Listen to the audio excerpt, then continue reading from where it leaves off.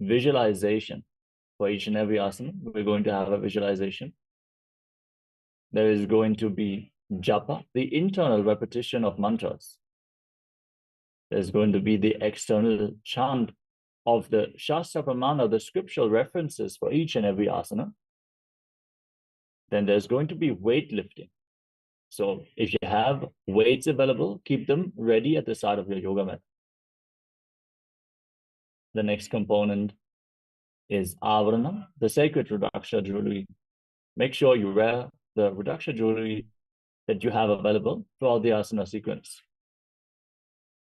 And there is Avashada, the sacred alchemy products like Vibhuti and Kumkum, requesting all the participants to apply Vibhuti on their forehead, Kumkum on the third eye, and all the male bodies. Please remove your upper cloth for the ritual of Nityananda Yoga and apply the Vibhuti on the 16 places over the body, as you can see on our acharyas.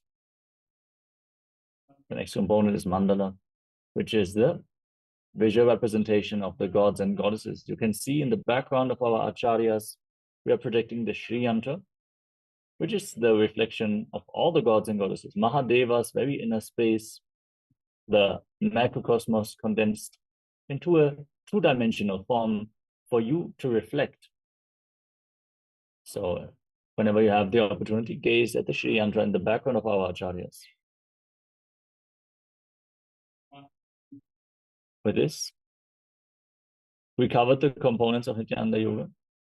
So let us now settle down and get ready. If you have any questions or doubts about the asana sequence, any of the components, or any of the asanas in particular, let us know in the chat.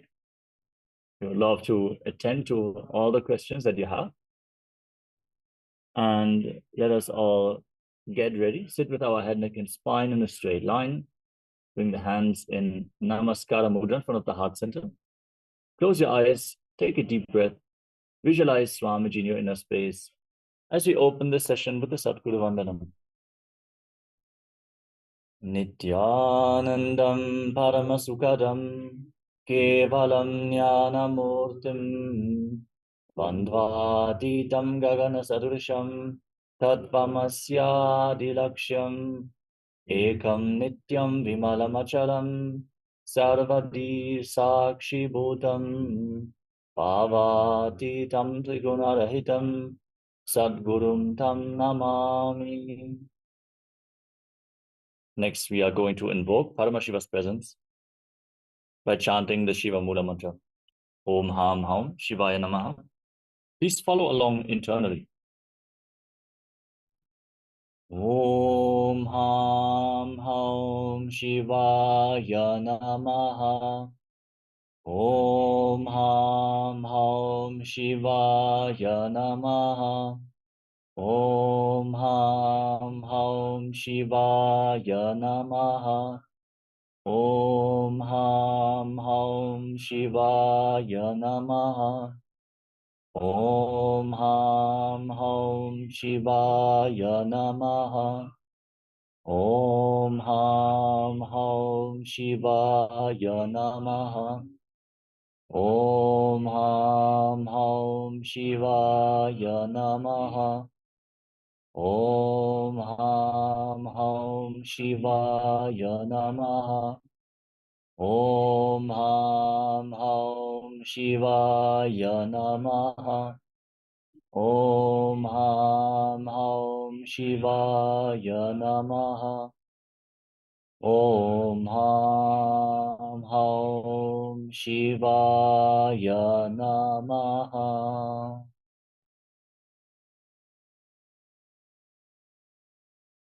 Next, we are going to perform the Tadvachamanam, the ritualistic cleansing. Make sure you have your Panchapatam and Udani ready. That means 1 cup and a spoon and some water. Settle down. And keep your right hand in the Gokarna Mudra in the shape of a cow's ear, as our acharyas are demonstrating. Take 1 Udarani, 1 spoon of water, and pour it into your right palm. Each time the word Swadha is chanted, sip the water from the bottom of your right palm. Take another Udani of water into your hand. for a total of 3 times. Om Atma Tattvam Shodayami Swadha. Take another udana of water into your hand. Om Vidya Tattvam Shodayami Swadha. And take another udana of water into your hand. Om Shiva Tattvam Shodayami Swadha. Now wash your right hand with the water from the Panchavatam and wipe your lips twice with the bottom of your right thumb. Om Ham Hridayaya Namaha.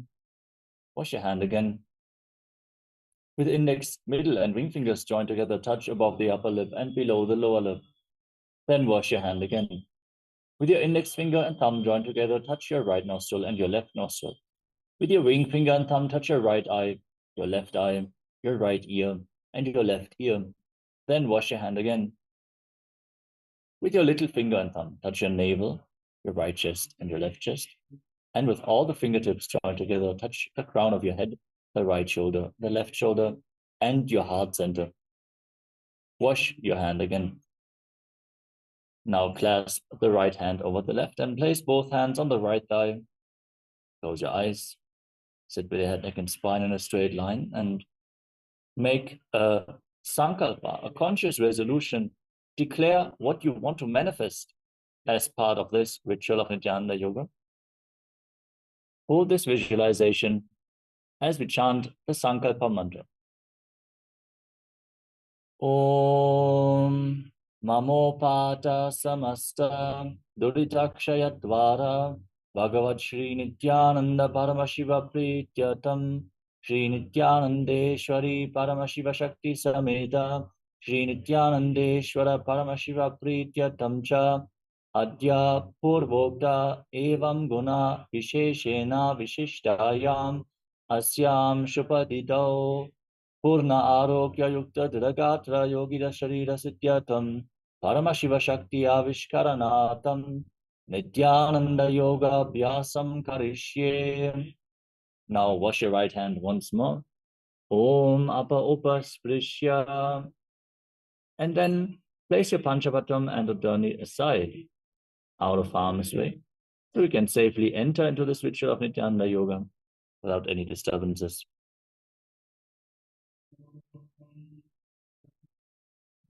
We're now going to enter into the first asana of the sequence, which is Sukhasana.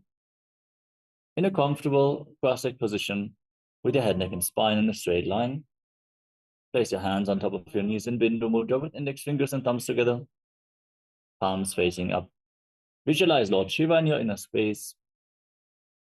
Hold this visualization for the duration of the asana. Breathe in Samana Kumbhaka. Inhale deeply into your navel region and hold your breath. Visualize a flame being kindled in your navel, rising upwards as you exhale, and again hold your breath. Perform this pranayama throughout the next few asanas. Continuously hold your breath after in and exhalation. Engage Mahamudra Bandha, which is a combination of the Mula Bandha, the root lock, contracting your perineal floor around the anus and pulling it inwards. Uddiyana Bandha, the abdominal lock, contract your muscles above and below the navel and pull your stomach in and up towards your spine. And the Jalandhara Bandha, the throat lock, tuck your chin to the chest and internally contract your throat muscles, locking your throat intensely. Perform all the 3 bandhas simultaneously or in succession. This forms Mahamudra Bandha. Finally, we have the japa, which is the internal repetition of mantras. Visualize the mantra rotating around your throat in a circular manner, cleansing your Vishuddhi chakra and activating Vak Shakti, the power of speech, as you internally chant the first japa of the sequence, Soham, in Sukhasana.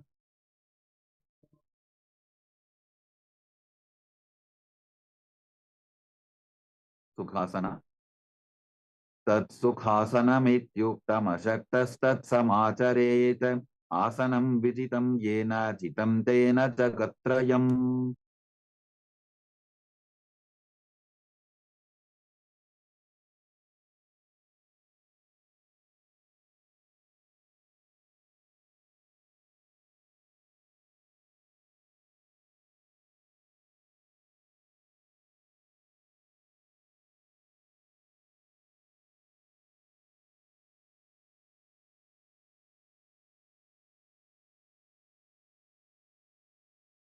The next asana is Parvatasana. Now place your feet in Padmasana. Place them on opposite thighs. Lock your legs. Join your palms in Namaskara Mudra and raise them up above your head. Excuse me, in Anjali Mudra. Engage Mahamudra Bandha or Tribandhas and visualize yourself as Mount Kailash in Parvatasana.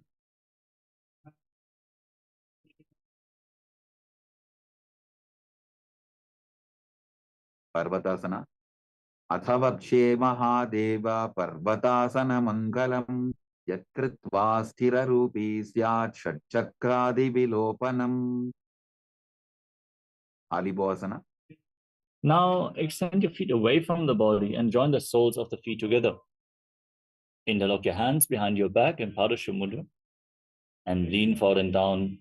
Place your forehead on the ground just behind your heels. Gaze towards the tip of the nose. Engage all three bandhas, root lock, abdominal lock, and throat lock in Mahamudra Bandha as you visualize Swamiji in your inner space in Halipavasana. Purava Vidhiyahu Me Jano Ubhai Pagathali Samputatano Vishtupache Dobu Karalyavo Dachina Karaso Vama Gahavo. Nadi Bhavasana. Now rise up and extend your arms out in front and cup your palms, placing them on the ground in front of your feet with your forehead again on the ground just behind your heels. Gaze to the nose, engage Mahamudra Bandha and visualize yourself as a snake. Purava Vidhi Pari Agane Nito Hobi Kahuni Panasyo Lagagi Hatha Agane Dharti Lagave Pasari Dobo Hatha Ki Anjuli Kare. Kokilasana. Now extend your index and middle fingers and hold on to little and ring fingers with your thumbs in Prana Mudra. Hold on to your big toes and extend them forward and up. Straighten your knees and then cross your legs into Padmasana. Lean forward and down onto your elbows, still holding onto the big toes. Engage Mahamudra Bandha and visualize yourself as a bird.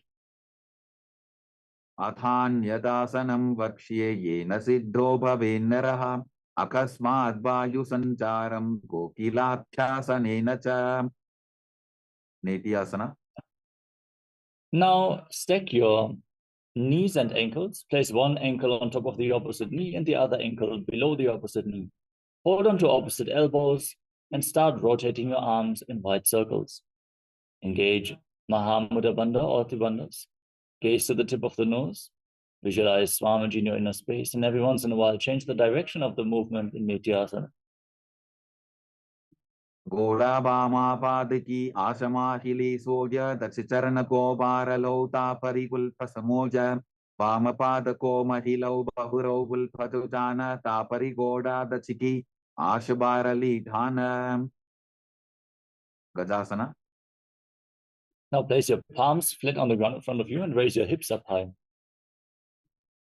Scoop your head and chest forward and down again and again, while simultaneously pulling your stomach in and up into Dhyana Bandha and visualizing yourself as an elephant. Nyukjam Padagre Bhumau Pritvalambi Bhuyamastakagre Nidhaya Nitambam Urdhvamunnamaya Nabilaksham Bhumau Nasika Maninja. Vrikshasana.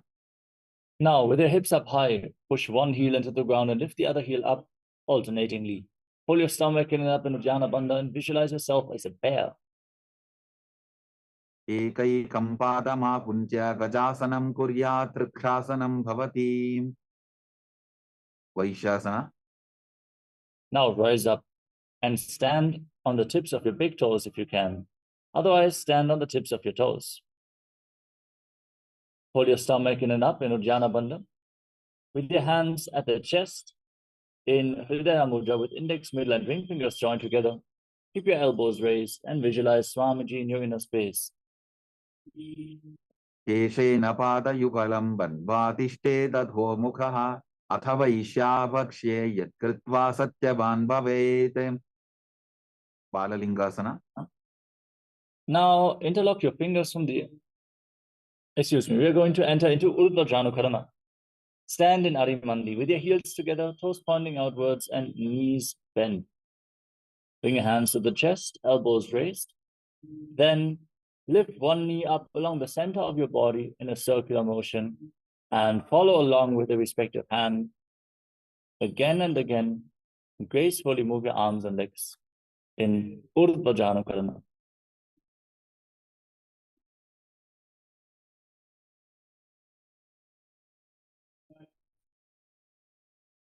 Now we'll move on to Bala Lingasana.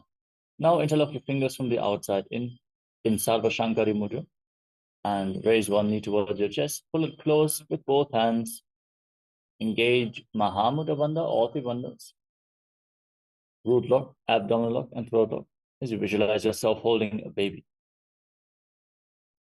Ekam danu urasi alingya sthatavyam balalinganam bhavati. Padabhidanasana. Now pull the foot behind towards your buttocks. Both hands interlocked in Parasha Mudra.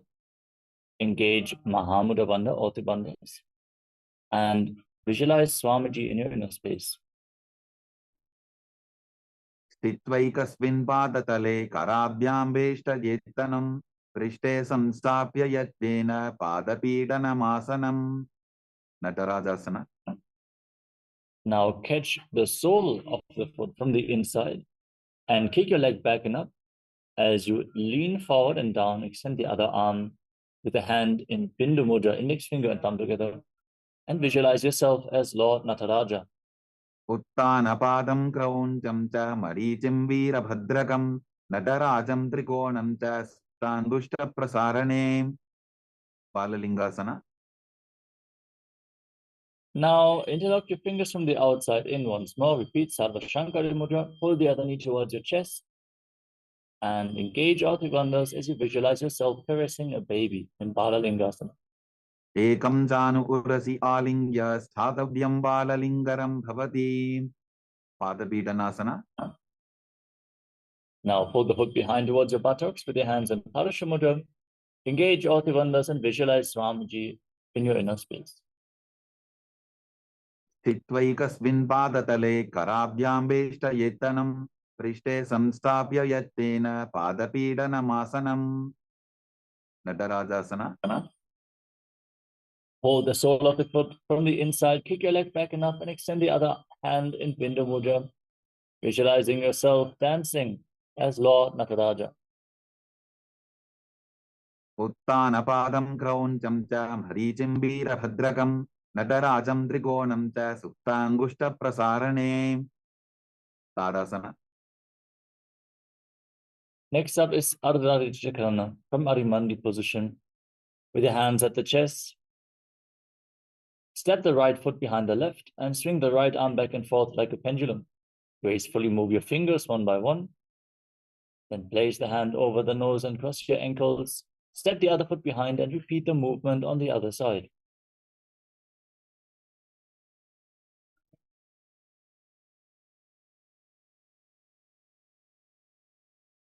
Next up is the skeleton dance. Now, visualize yourself as a skeleton and shake your body intensely. Hold the visualization of your bone structure. There is no muscles, no skin, no tissues, just bones. Move every single bone of your body.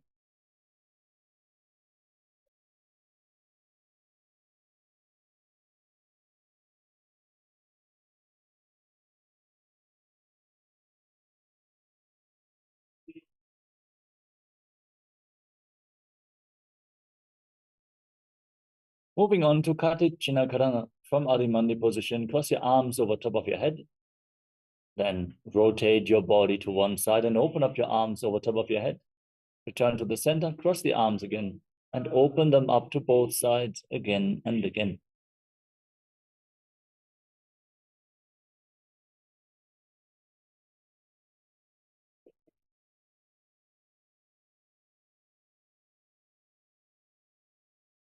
Next up is Tadasana. Now stand on the tips of your toes and raise your arms up parallel above your head. Perform Mahamudra Bandha, all three bandhas, as you internally chant the new japa, Shivoham. Visualize yourself as a palm tree. महामुद्राबद्धपूनौ ताडासनविभेदकान् विनोत्तानं सदा कुर्यादन्तर्वत्नीपतिप्रियाम्. Uttanasana. Now lean forward and down. Place your hands on the ground if you can. Otherwise, you can maybe hold on to your shin or your knees and pull yourself closer. Try to touch your head to your knees as you engage Mahamudra Bandha. Visualize Swamiji in Uttanasana. महामुद्राबद्धपूनौ ताडासनविभेदकान् विनोत्तानं सदा कुर्यादन्तर्वत्नीपतिप्रियाम्. Tarakshvasana. Now step your feet back into a tall plank position. Lock your throat in Jalandhara Bandha and start rotating your head from side to side. Visualize Swamiji in your inner space in Tarakshvasana. गजासनवस्थित्वा मस्तकं वारं वारं दक्षिणकुक्षिं सव्यकुक्षिं नजेत् तरक्ष्वासनं भवति. Bhujangasana. Now lay down flat on your stomach and keep your hands at the side of your shoulders. Place the top of your feet flat on the mat and lift your head and chest by the strength of your lower back. Open up your mouth and inhale through the hollow of your throat in Bhujangani Mudra as you visualize yourself as a cobra. अंगुष्ठनाभिपर्यन्तम् अधो भूमौ विनिन्यसेत् कराभ्यान्तदरान् धृत्वा ऊर्ध्वशीर्षफणीवशीम् देहाग्निर्वर्धते नित्यं सर्वरोगविनाशनं जागर्ति भुदगी देवी भुजङ्गासन साधनात्. Shashasana. Now push your body back up into a plank position and alternate pulling your knees in towards your chest, back and forth. Breathe calmly through your nose in Sahaja Kumbhaka and visualize Swamiji in Shashasana. गजासन संस्थितौ जानुद्वयमाकुञ्च वारं वारं कर्तव्यं शशासनं भवति. रथासना. Now step one foot forward in between the two hands and simultaneously jump the front foot back and bring the other foot forward again and again, visualizing yourself as a chariot in Rathasana. गजासन संस्थितो एकैकं पादं पूर्वमार्गेण भ्रामयित्वा कर्तव्यं तथासनं भवति. Virabhadrasana. Now maintain one leg at the front and rise up. Bend the front knee at a 90-degree angle and keep your back toes facing sideways with the knee straight. Rotate your hips forward, raise your arms up parallel above your head. Engage Uddiyana Bandha, the abdominal lock, and gaze towards your third eye as you visualize yourself as Lord Veerabhadra. वासिष्ठमथ कौण्डिन्यम् ऊर्ध्वकुक्कुटमेव च अष्टावक्क्रमथोत्थानं मयूरं सेतुबन्धनम् उत्थानपादं क्रौञ्चं च मरीचिं वीरभद्रकं नटराजं त्रिकोणं च सुप्ताङ्गुष्ठप्रसारणे. Virabhadrasana. Now exchange the position of your feet. Bend the front knee, raise your arms up, pull your stomach in and up and gaze to your third eye. Visualize yourself having 8 arms as Lord Veerabhadra. वासिष्ठमथ कौण्डिन्यम् ऊर्ध्वकुक्कुटमेव च अष्टावक्क्रमथोत्थानं मयूरं सेतुबन्धनम् उत्थानपादं क्रौञ्चं च मरीचिं वीरभद्रकं नटराजं त्रिकोणं च सुप्ताङ्गुष्ठप्रसारणे. Vrikshasana. Now rise up, stand on one leg and lift the other foot towards the inner opposite thigh. Join your hands in Anjali Mudra and raise them up above your head with your elbows straight. Engage Uddiyana Bandha, the abdominal lock, and visualize yourself as a tree in Vrukshasana, the tree pose. वामोरुमूलदेशे च याम्यं पादं दिधात्यतो तिष्ठेतु वृक्षवद्भूमौ वृक्षासनमिदं विदुः. गव्यासना. Now bring the raised foot on the opposite hip and your hands in front of your chest in Namaskara Mudra with the palms of the hand joined together. Visualize yourself as Lord Garuda as you stand erect on the mat like a rod. करुरासनमावक्ष्ये येन ध्यानं स्थिरं भवेत् सर्वदोषाद्विनिर्मुक्तो भवतीह महाबली. एकपादमुरो बद्ध्वा एकपादेन दण्डवते जङ्घापादसन्धिदेशे चानुव्यग्रं व्यवस्थितः. Vrikshasana.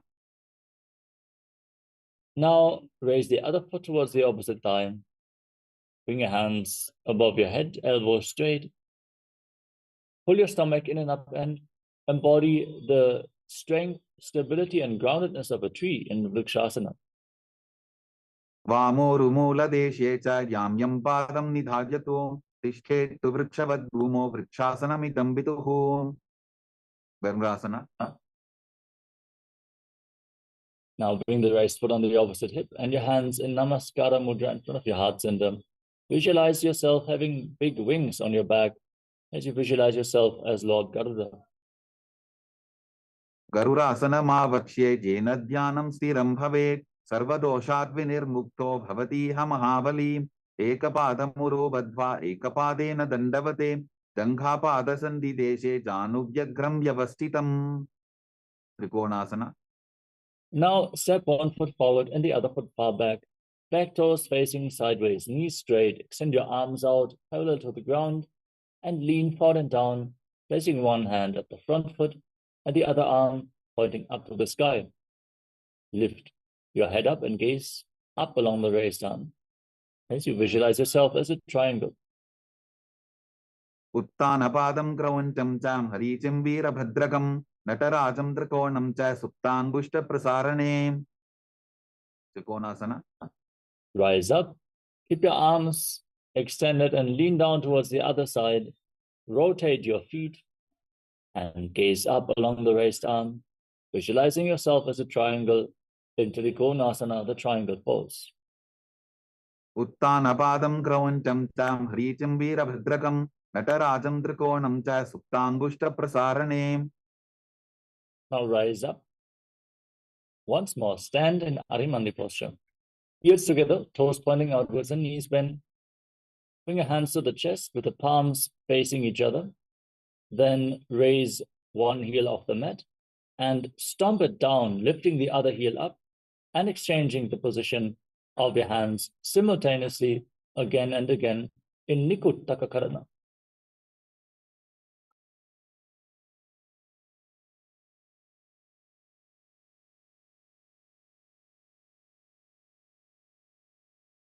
Ushtasana.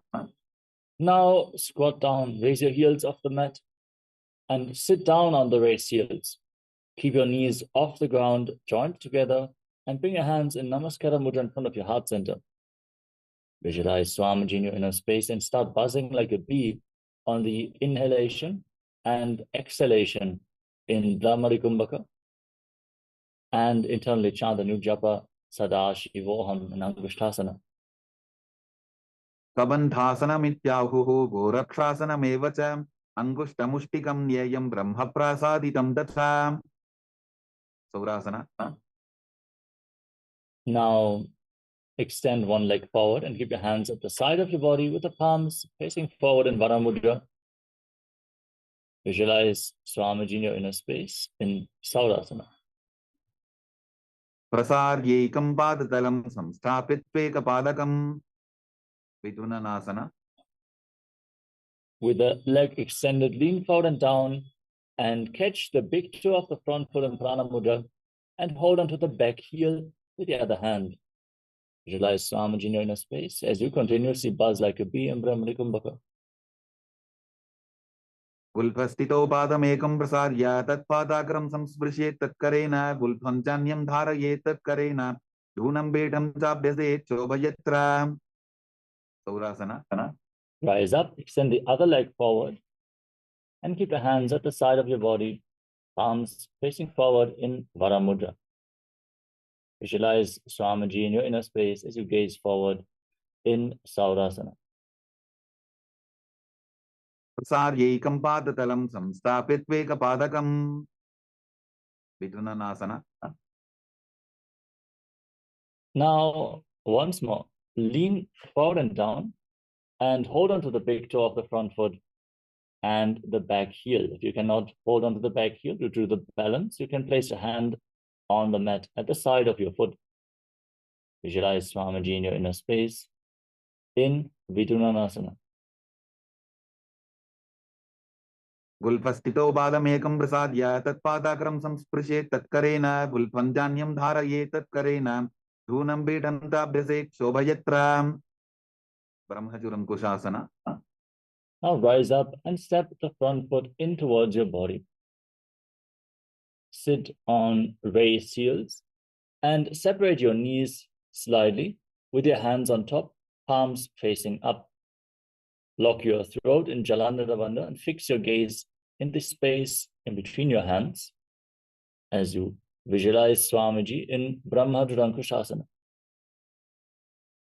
Tobu Pranapani Hoy Vaise, Edi Tobudani Vaise, Korabakatalyanki Mahili, Ayusa Mahera Shemili, Kapilasana. Now drop your knees down to the ground, keep your toes tucked and sit on raised heels. Place your hands on your thighs and pull your stomach in up in Uddiyana Bandha as you gaze to your nose and visualize yourself as sage Kapila Muni, the founder of Mahanirvani Pita. Ubhai Bakathali Samatarave, Tinako Mahili Kor Milave, Panapani Kukar Hoye Vaise, Edi Tobu Toni Nivese, Bhadrakorakasana. Maintain the same body posture, but shift your gaze towards your third eye. Relax your abdomen and visualize Swamiji in Bhadrakorakasana. Dovo Bakatali Samputakare, Koravarili Bhoparithare, Koravarili Raphe Ese, Tapari Muladvaridi Kibese, Suryasana.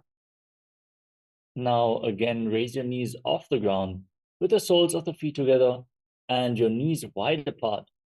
Join your thumbs and little fingers and open up your palms resembling a lotus flower in Padma Mudra and raise your arms up above your head. Gaze up through the gap between the palms as you perform Uddiyana Bandha. Pull your stomach in and up and visualize Lord Surya in your inner space in Suryasana. Edi Dovo Buta Tariane, Pranapani Petak Punitane, Gola Janga Adhar Karidahe, Adevam Isi Vidika He, Mandukasana. Now drop your knees down to the ground, place the top of your feet flat on the mat and sit in between your heels with the toes touching behind your back. Place your hands on the respective knees, gaze up towards your third eye, and visualize yourself as a frog as you press your tongue up against the palate of your mouth, flat in Mandukya Mudra, catching the nectar of immortality dripping from the Sahasrara Chakra with your frog tongue as you breathe calmly through your nose in Sahadra Kumbhaka in Mandukasana. Pada Talo Prishta Deshe, Angushte Dveta Samstrishete, Dano Yugman Puraskritya, Sadhajen Mandukasanam, Uttana Mandukasana. Maintain your legs in the same position and cross your arms behind your back, holding on to opposite shoulders. Keep your elbows close to your head. Engage Uddiyana Bandha. Pull the abdomen in and up. Gaze to your third eye. Visualize yourself as a frog and keep performing Mandukya Mudra with your tongue. Mandukasana Madhyastam, Korparabhyam Dhritam Shiraha, Etad Bhekavaduttanam, Etaduttana Mandukam, Simhasana. Now cross your feet. Stake your ankles over top of each other and sit on the heel. Place your hands flat on your knees. Fix your gaze at the tip of your nose and stick your tongue out, exhaling forcefully through your mouth again and again. Roar like a lion in Simhasana, the lion pose. Dakshinam Savyabulphena, Dakshinena Tathetaram, Hastosh Chajanbosam Stapya, Swangulisha Prasaryacha, Bhadrasana. Now join the soles of the feet together behind with the toes pointing backwards.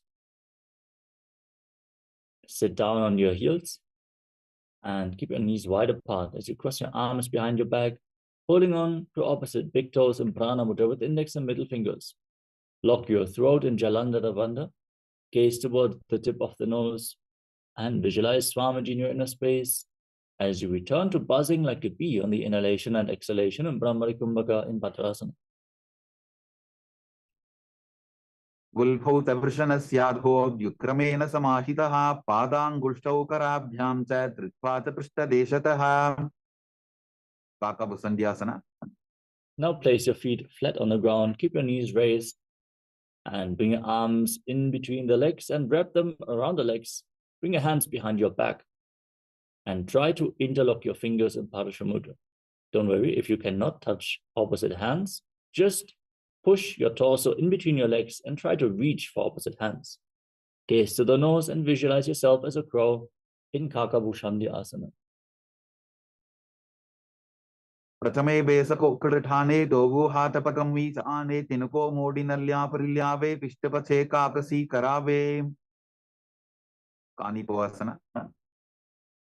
Now place your palms on the ground in front of you and bring your knees onto your arms towards your armpits.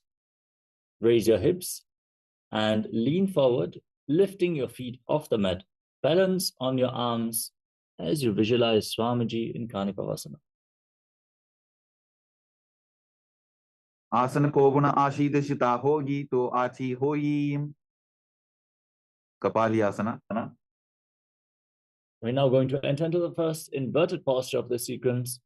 Please take the necessary precautions.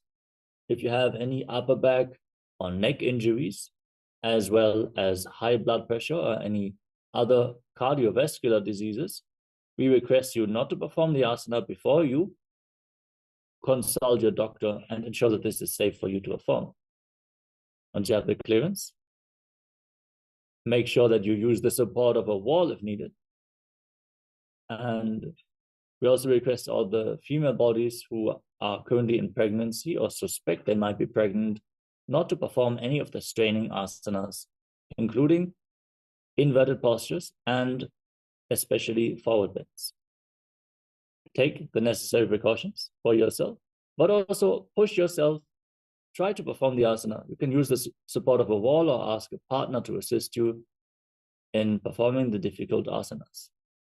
Now, place your head on the ground and form a triangle between your head and your hands. Keep your knees on your elbows.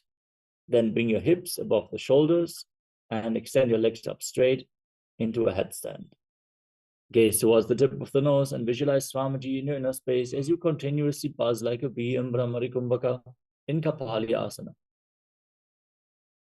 शीश शीशा धरती टेकी पबदो वो मिलिवा ऊंचा भुकरे पार्श्वमयूरासना. Now gently lower your legs down and come to a squatting position. We're now going to enter into a different pranayama, which is going to be Rechaka Kumbhaka. That means exhaling fully and holding your breath after each exhalation. Now, from the squatting position, place your hands on the ground in front of you and rotate your body. Align one knee and the respective hip with your elbows. Lean forward, find balance, and lift your body off the ground, extending the legs out to the side, lifting your head, gazing to your third eye, and visualizing yourself as a beautiful peacock. मयूरं दंडवत् कुर्यान् मायूरं दन्तनामकं कुर्यान् मायूरं पार्श्वाभ्यां मायूरपार्श्वनामकं पार्श्वमयूरासना.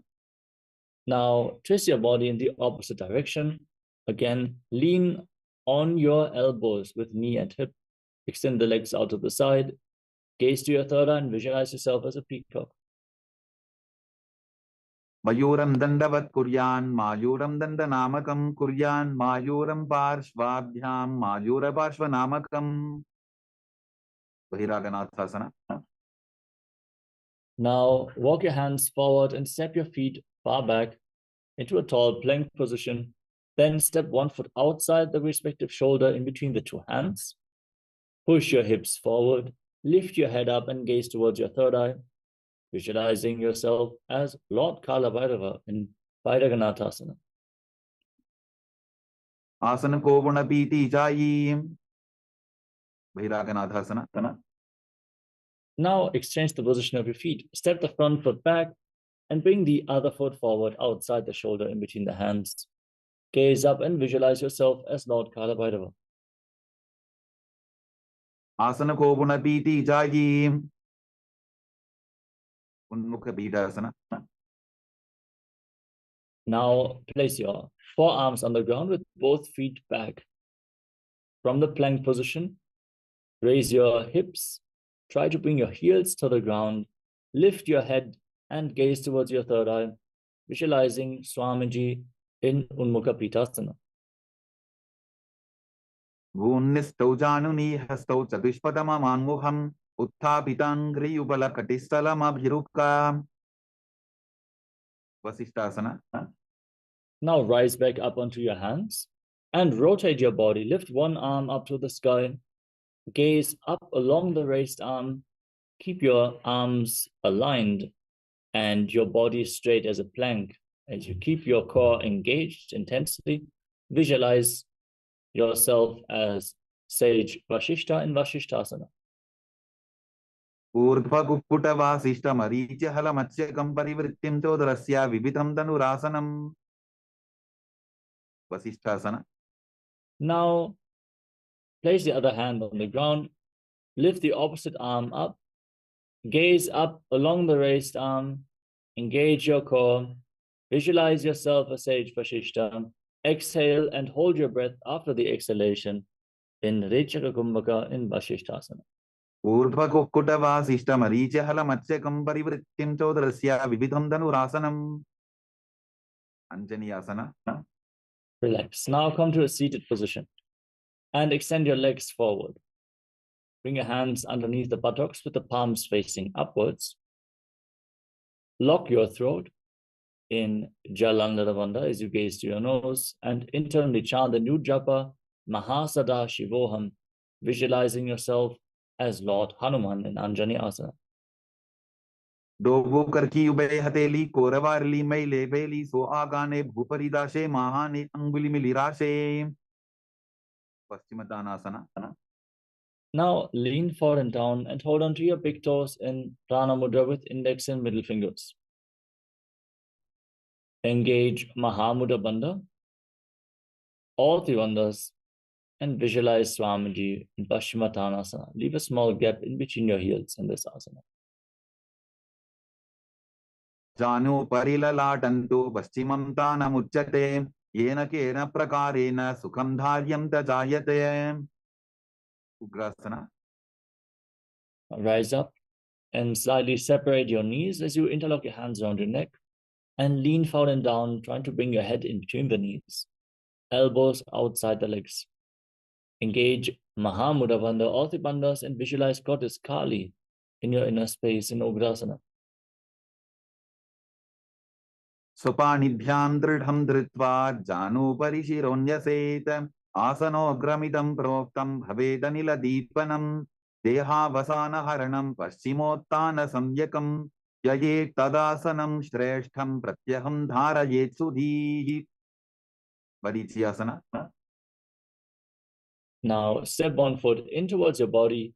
Keep the heel close to your perineum and the knee close to the chest. Wrap your arm around the raised knee and interlock both hands behind your back as you lean forward and down. Try to touch your forehead to your knee as you visualize yourself as Sage Marichi in Marichiyasana. उत्तानपादं क्रौञ्चं च हरीचं वीरभद्रकं नटराजं त्रिकोणं च सुप्ताङ्गुष्ठप्रसारणे.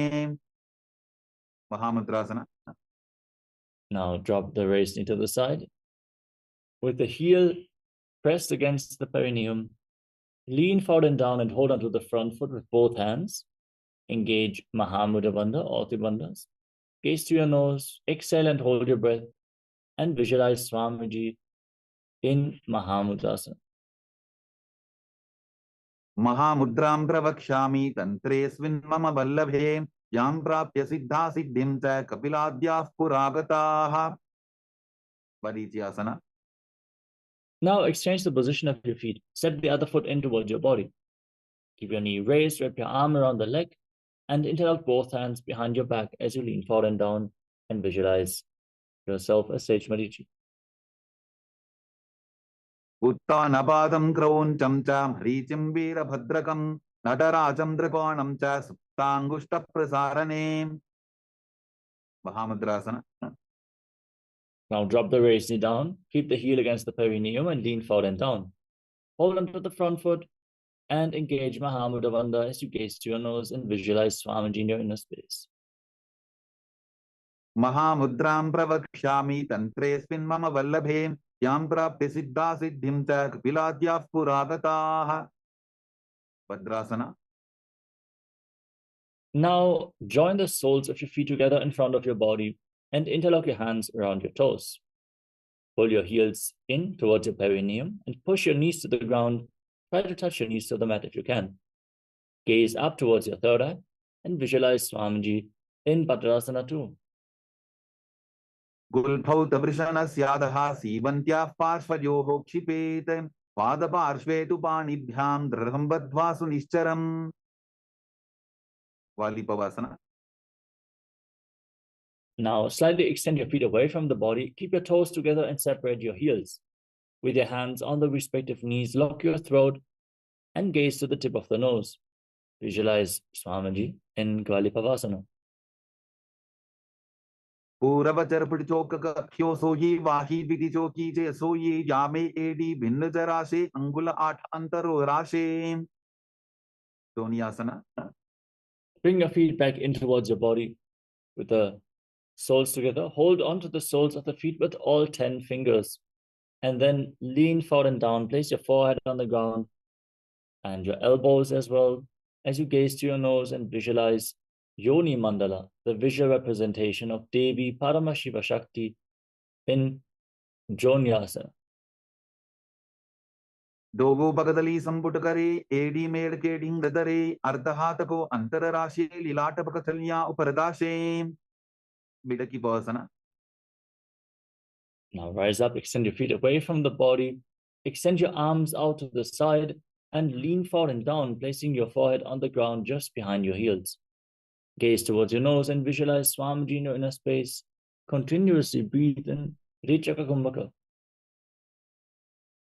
पूरव विधि परिपगथली संपुट शोल एडी मिली राशे. सिद्ध समाधि आसना. Now bring your heels in towards your body. Keep your toes together and the heels apart. Scoop your hands below the shins, palms facing up, and rest your face on the ground in front of your feet with your toes against your throat if you can. Gaze to the nose and visualize Lord Surya in your inner space. दोगो बगदली संपुट करे सोले मेढ़ आगा मेधरे अंगुल 8 अंतरो राशे AD को ऐसे विदिताशे. की पवसना. Now, with the soles of the feet together, hold on to the feet and open them up like a book with the soles of the feet facing upwards. Fix your gaze at the tip of the nose and press your elbows onto your thighs. Visualize Swamiji in your inner space. Don't forget to internally repeat the japa Mahasada-shivoham in Chinaki Pavasana. दोगो बगा की AD धरती मदिवा मेढ़ रगावे. Serber चोकासना. Now join the soles of the feet together and place your hands on the respective knees. Pull your stomach in and up as you gently push your knees to the ground. Try to touch them to the mat. And gaze to your third eye as you visualize Swamiji in Charapata Chokasana. दोगो बगदली संपुट धारे आबा ने कैजारे पसारे गोरा भूसो लगता राशि हाथ दोगो गोरा परिदाशे. भैरवासना. Now rotate your feet. Lift your heels up and bring your toes down to the ground as you place your knees on the mat. Gaze towards your third eye and place your hands on top of your knees with your hands in Bindu Mudra. Engage Uddiyana Bandha, the abdominal lock, and visualize yourself as Lord Kala Bhairava in Bhairavasana. गुल्फो संपीड चान्योन्यं विक्रमेणोतीतं शनैः चान्वोः पार्श्वगतौ हस्तौ दण्डवद् भैरवासनम्. Samanasana. Relax. After this intense asana, bring one heel against your perineum and lift the sole of the other foot against your chest with both hands. Gaze up towards your third eye and visualize Swamiji in your inner space as you exhale and hold your breath in the Muladhara chakra and the root center by contracting the perineal floor and Mulabandha. समानासनमावक्ष्य सिद्धमन्त्रादि साधनात् एकपादमरो दत्वा गुह्योऽन्यलिङ्गवक्त्रके. Svanasana. Now lift the raised foot over top of the respective shoulder and place your hands on the ground next to your body, extending the opposite leg forward and up. Gaze towards your third eye and visualize Swamiji in your inner space. केवलं पादमेकञ्च स्कन्धे चारोपे यत्ततः एकपादेन गगने तिष्ठे तदण्डवक्त्रभो Samanasana. Now, bring the other heel against the perineum and lift the sole of the opposite foot against your chest. Gaze to your third eye and visualize Swamiji in your inner space in Samanasana. Samanasanamakshya siddhamantradi sadhanat ekapadamaro dattva gukshyonyalinga Apanasana. Now lift the leg over your shoulder and extend the opposite leg forward and up. Gaze to your third eye and visualize Swamiji in Apanasana on the other side. केवलं पादमेकञ्च स्कन्धे चारोपे यत्ततः एकपादेन गगने तिष्ठे तदण्डवक्त्रभो Vomkhasana. Now stack your knees over top of each other and bring your heels outside opposite hips. Interlock your hands in Padusha Mudra and place them on the top knee. Fix your gaze at the tip of your nose. Keep your teeth together and hiss through your teeth on the inhalation and exhale through your nose in Siddhari Kumbhaka.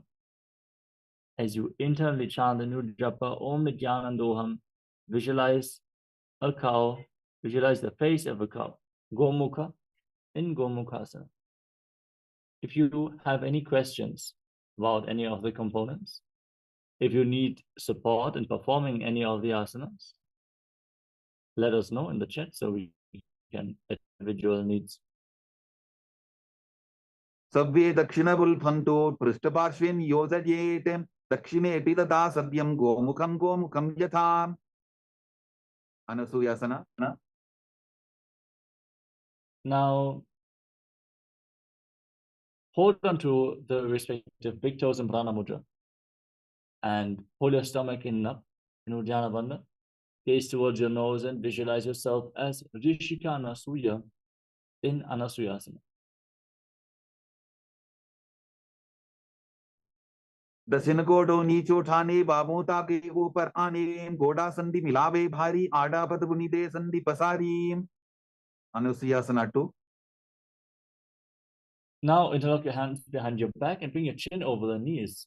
Try to touch your nose to the mat. As you fix your gaze at the nose, visualize yourself as Rishika Anasuya in Anasuyasana 2. जीमरा गोदा की संधि उपरिटा बागोड़ा की संधि मिलाई राशे गोड़ा से उले पकतल्यारो आरवाई सुधा राशे Garvasana 2.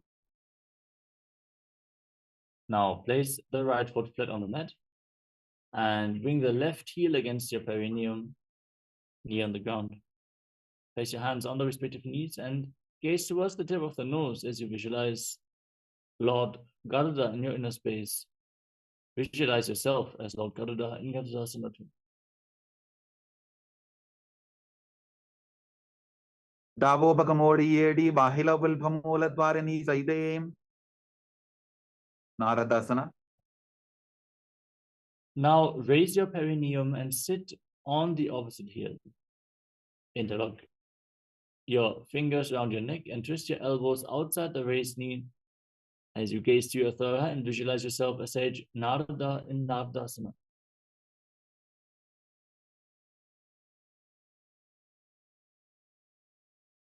पिष्टि जवाम बगदली केरी भूपरिता हिलवा वेफेरी गोड़ा सुरो no है जोगी छिपाशिती राशे सोगी मत्स्य बीटकासना.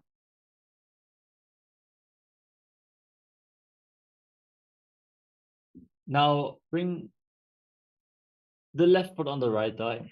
Hold on to the right shin with the left hand and hold on to the right big toe with the right hand in Prana Mudra. Gaze towards the tip of the nose and visualize Matsya, the fish avatar of Lord Vishnu in Matsya Pitakasana. वामेन वामांगुष्टन्तो गृहीतं मज्जवीतकं योरि वामेन संबीड्य मेढ्रातुपरि दक्षिणम् Vomkhasana. Now once more, slide your knees over top of each other and keep your heels outside opposite hips. Interlock your hands on top of the knee and gaze to your nose as you visualize the face of a cow in Gomukhasana. Sabve Dakshinabul Phanto Prishtaparshvin Yojayetem Dakshine Tida Sadyam Gomukam Gomukam Yatham. Anasuyasana. Now catch your big toes, pull your stomach in and up, and gaze to your nose as you visualize yourself as Vrishika Anasuya. दक्षिण कोटो नीचो ठाने बाबूता के ऊपर आने गोडा संधि मिलावे भारी आडा पद बुनिदे संधि पसारी. Anusuyasana 2. Now interlock your hands behind your back and lean forward and down. Bring your chin over the knee and the nose to the ground. Gaze to the nose and visualize Vrishika Anasuya. जीमरा कोदा की संधि उपरिडा बागोड़ा की संधि मिलाई राशे गोड़ा से उले पकतल यारो आरवाई सुधा राशे. Garvasana 2. Now place the left foot flat on the mat and bring the right heel against the perineum. Hands on the knees, gaze to the nose, and visualize yourself as Lord Garuda with big wings on your back in Garudasana 2. Davo Bakamodi Yedi Bahila will Pamola Dwarani Saide. Naradasana. Now interlock your hands around your neck and sit on the heel with your perineum. Rotate your body to one side. Align your elbow with the raised knee and gaze up towards your third eye as you visualize Sage Narada in Naradasana. पिष्टि जवाम बगदली केरी भूपरिता हिलवा वे फेरी गोडा सुरो no है जोगी the छिपाशिती राशे सोगी. मत्स्य बीटकासना. Now place the right foot on the left thigh and hold on to the left shin with the right hand, the left big toe with the left hand in Prana Mudra. Gaze towards the tip of the nose as you visualize the fish avatar of Lord Vishnu, Matsya. वामेन वामांगुष्टन्तो गृहीतं मत्स्य बीटकं योरि वामेन संबीड्य मेढ्रातुपरि दक्षिणम्. Matsyendrasana. Now extend your legs out in front and then place the left foot on the right thigh. Raise the right knee and twist your left elbow outside the raised knee with the hand by the neck, the right hand on the ground behind you. Twist your spine intensely as you gaze to your third eye and visualize Sage Matsyendranath, the master of Hatha Yoga, in Matsyendrasana.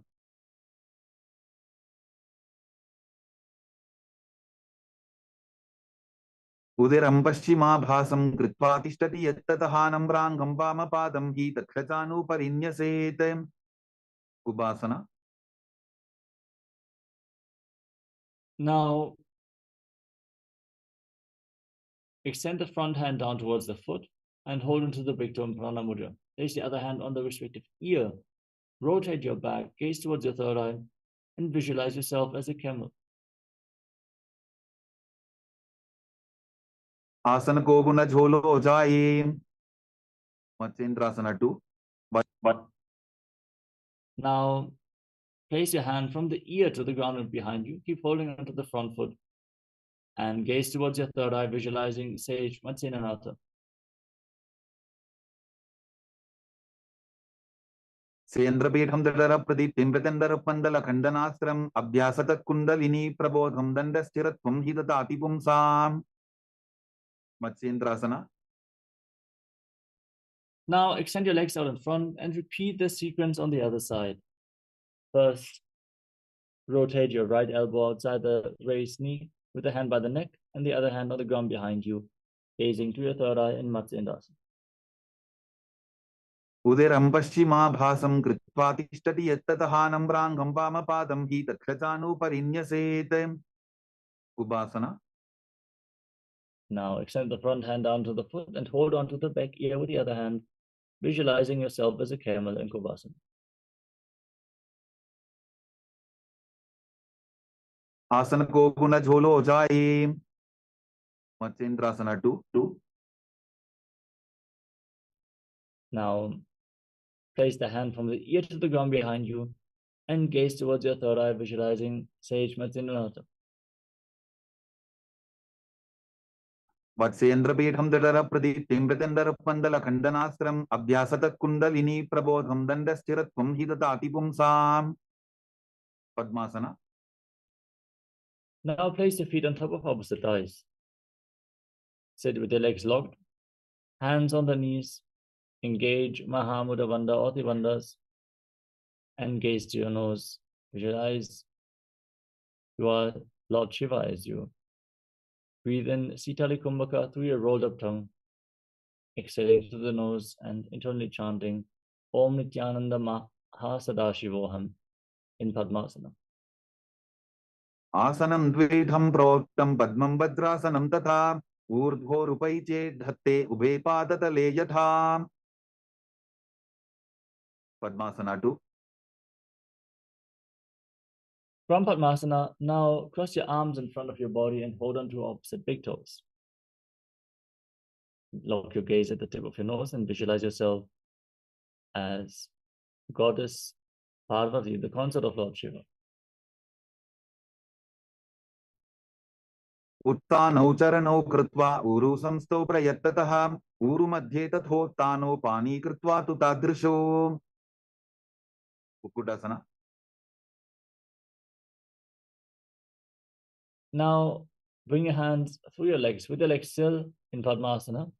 Place your palms on the ground and lift your entire body off the mat with your arms straight. Breathe in Sahaja Kumbhaka and visualize a rooster. Visualize yourself as a rooster. Padmasanam susamsthapya nanvororantare karo niveshya bhuma vasishte yomastha kukkutasana. Baddhake asana. Now rise up onto your knees with your legs in Padmasana. Bring your palms on the ground, elbows against your navel, and lean forward.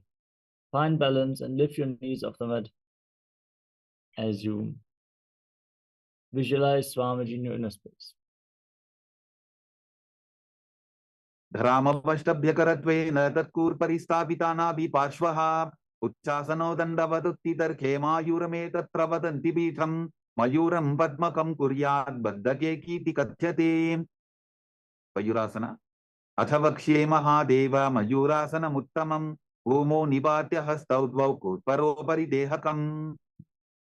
From the same position, extend your legs out straight and balance on your arms with your elbows against your navel, visualizing yourself as a beautiful peacock in Mayurasana.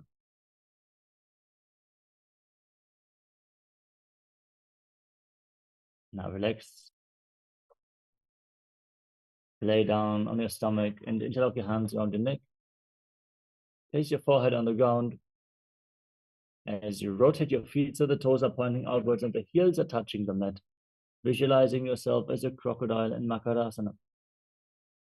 Makarasana. Adhyasashede hridayam nidhaya bhumau च पादौ च प्रसाद्यमानो शिरश्च धृत्वा करदण्डयुग्मे देहाग्निकारं मकरासनं तत्. Salabhasana. Now place your palms on the ground next to your shoulders and lift your legs off the mat and hold, visualizing yourself as a locust. अध्यासशेते करयुग्मवक्षो भूमिमवष्टभ्यकरयोस्तलाभ्यां पादौ च शून्ये च वितस्ति चोर्ध्वं वदन्ति पीठं शलभं मुनीन्द्राः. Ushtrasana. Now hold onto your feet and pull them outside your hips towards the ground. Try to touch the ground with your heels as you visualize yourself as a camel in Ushtrasana. अध्यासशेते पदयुग्मव्यस्तं पृष्ठेति दायापि धृतं कराभ्याम् आपुञ्चयेत् सम्यक् उदरास्य वाढमुष्प्रञ्च पीठं योगिनो वदन्ति. Dhanurasana. Holding onto the feet, now kick your legs back and up and lift your head and chest. Gaze towards your third eye and visualize yourself as Lord Shiva's bow in Dhanurasana. प्रसार्य पादौ भुविदण्डरूपौ करो च पृष्ठे धृतपादयुग्मं कृत्वा धनुस्तुल्य विवर्तिताङ्गं निगद्य योगी धनुरासनं तत्. Padmasana. Now relax. Come to a kneeling position with the heels outside your hips, toes touching behind your back. Keep your hands on your knees and gaze to your third eye as you visualize Swamiji and internally chant Om Nityananda Paramashivoham in Bhagasana.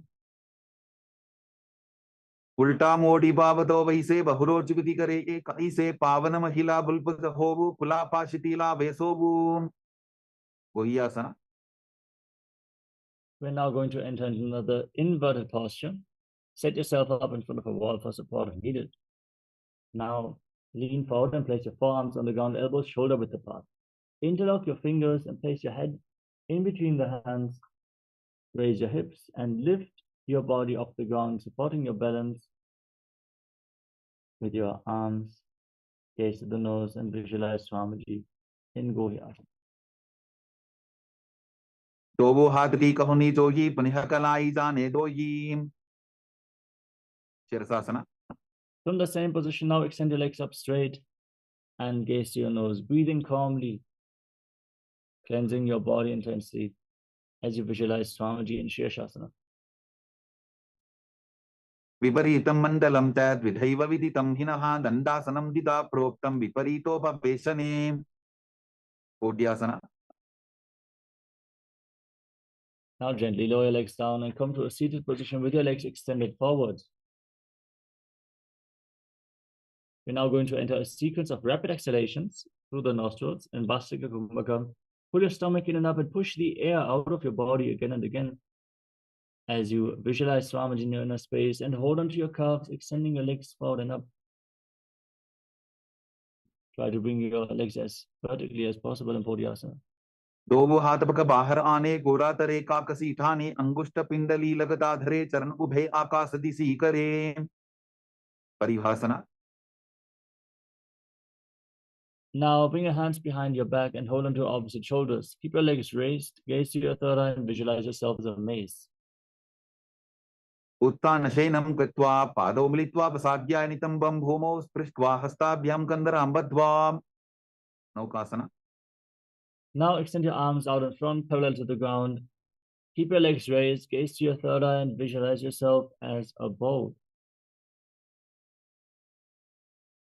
उत्तानशयनं कोट्पराभ्यां भूमिं वष्टद्य हस्तौ नितम्बं निधाय रुद्रासना. Now, with the soles of the feet together, scoop your hands below the feet and pull them in towards your chest. Balance as you visualize yourself as Lord Rudra. Keep rapidly exhaling in Vastika Kumbhaka. रली संकोट करी हाथस्य उपक उचाई पकाका अंगूठा दो बोले वो परलिकानी तालवे उन्मुख पीठासना. Relax. You can breathe calmly now. Lay down on your back with the feet flat, the knees raised. Your palms on the ground just behind your heels. Push your hips off the mat. Lock the throat, lock the perineum, and gaze to the nose as you visualize Swamiji in Unmukha Pīఠāsana.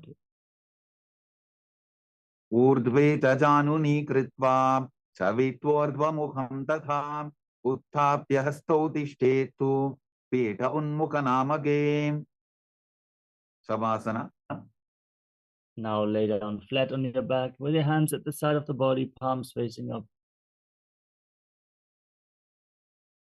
Completely relax from any desire to move your body. Completely unclench.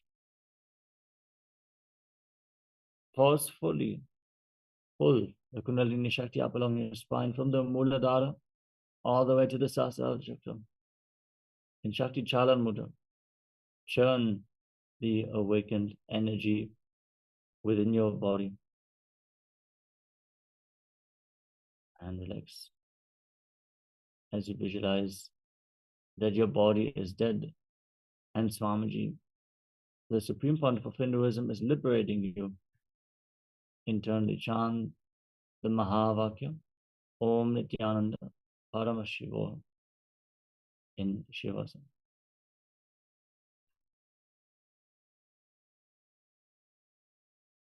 उत्तानं शववद्भूमौ शयनं तु शवासनं शवासनं श्रान्तिहरं चित्तविश्रान्तिकारकम्.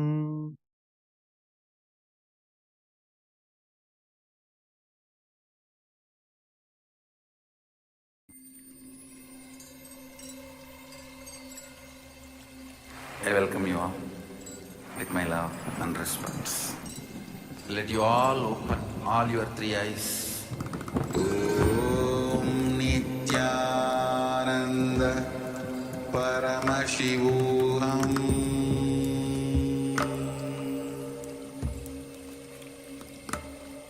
Om Nityananda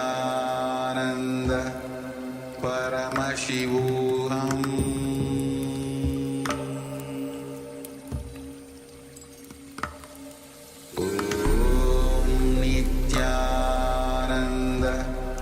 Paramashivoham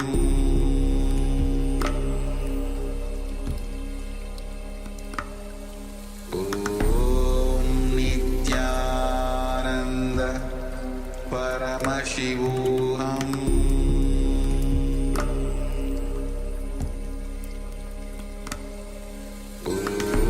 Om Nityananda Paramashivoham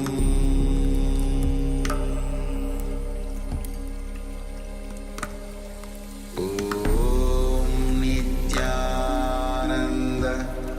Paramashivoham Om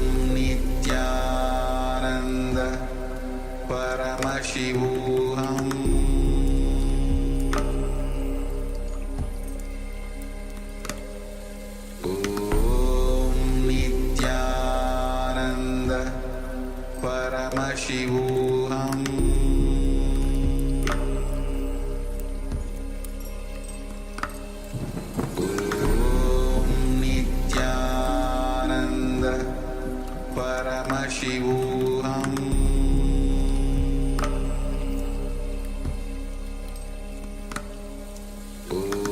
Om Nityananda Paramashivoham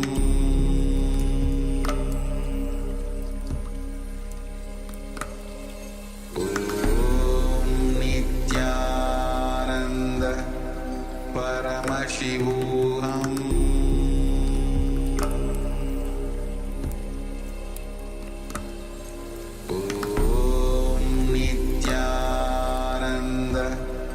Paramashivoham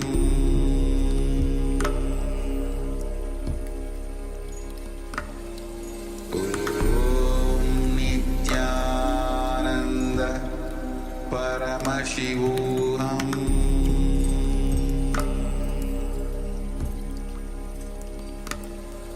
Om Nityananda Paramashivoham Paramashivoham Om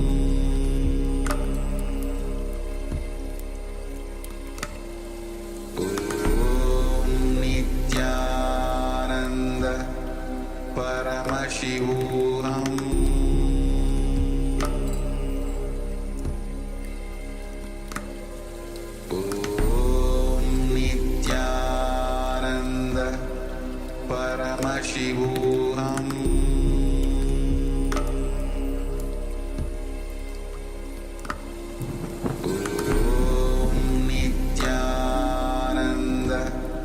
Paramashivoham Paramashivoham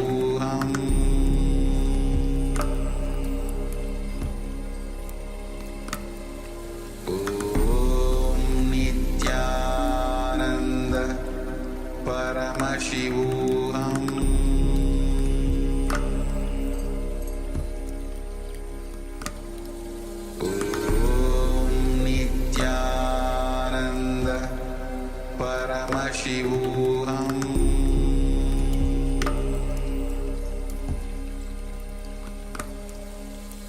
Om Nityananda Paramashivoham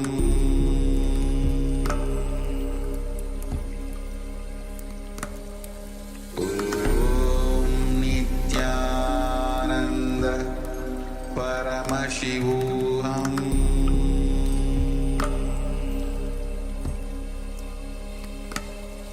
Om Nityananda Paramashivoham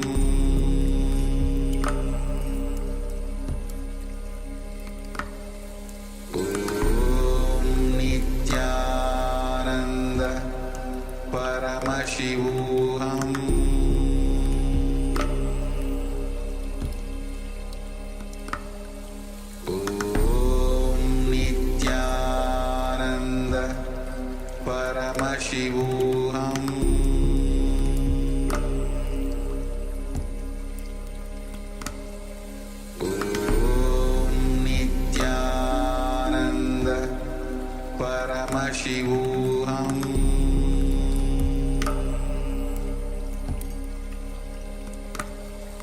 Om Nityananda Paramashivoham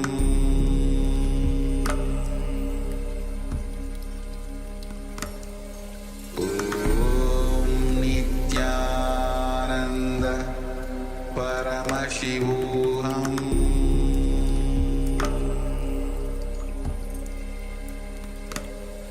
Om Nityananda Paramashivoham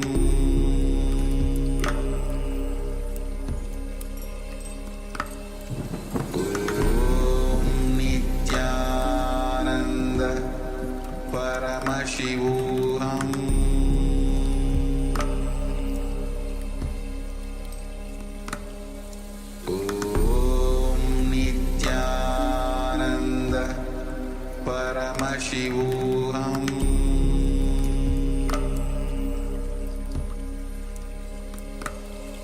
Om Nityananda Paramashivoham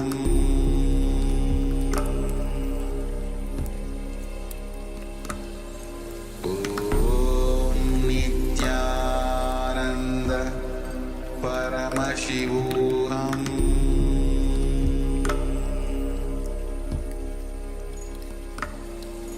Om Nityananda Paramashivoham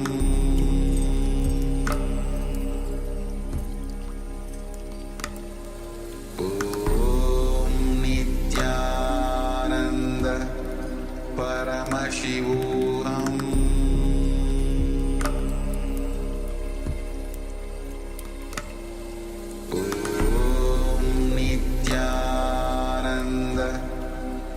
Paramashivoham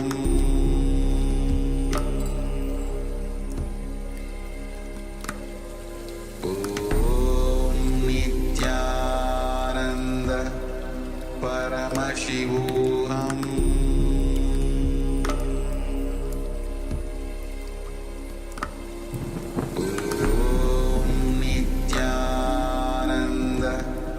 Paramashivoham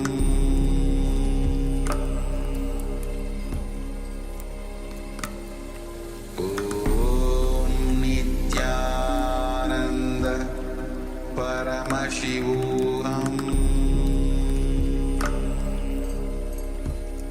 Paramashivoham Om Nityananda Paramashivoham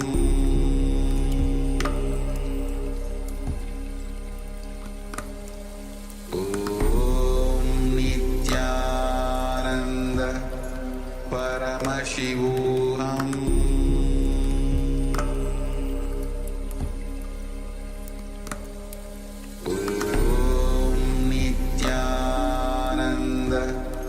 Paramashivoham Om Nityananda Paramashivoham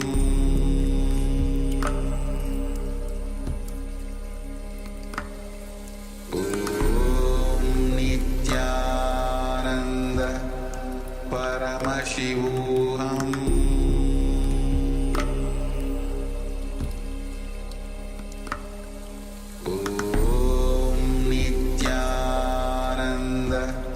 Paramashivoham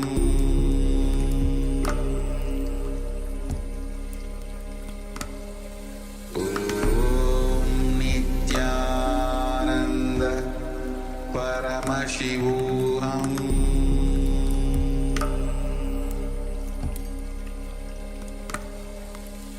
Om Nityananda Paramashivoham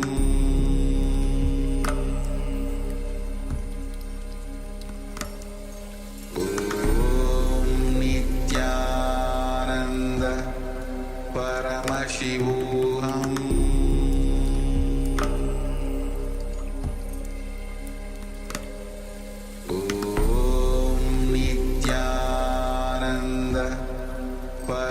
Paramashivoham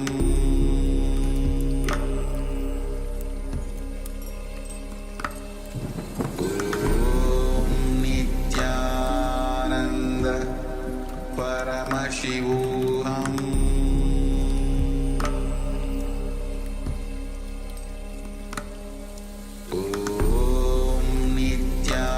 Nityananda Paramashivoham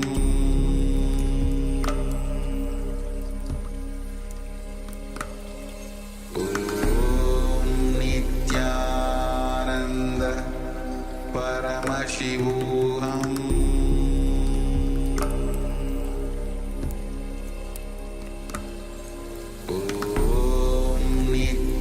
Nityananda Paramashivoham Nityananda Paramashivoham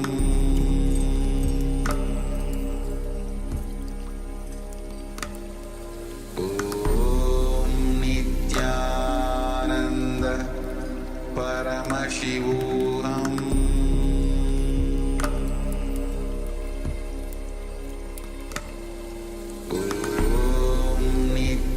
Nityananda Paramashivoham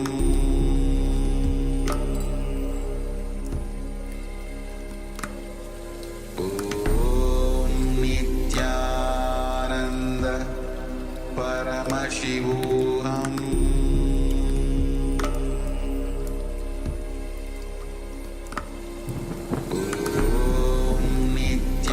Nityananda Paramashivoham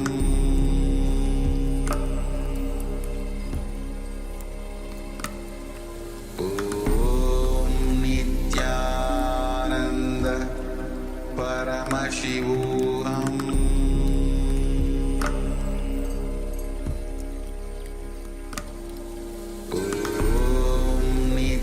Nityananda Paramashivoham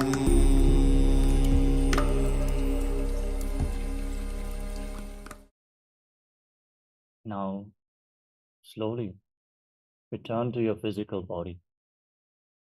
Start to wiggle your fingers and toes. Rotate your wrists and your ankles. Move your arms and your legs.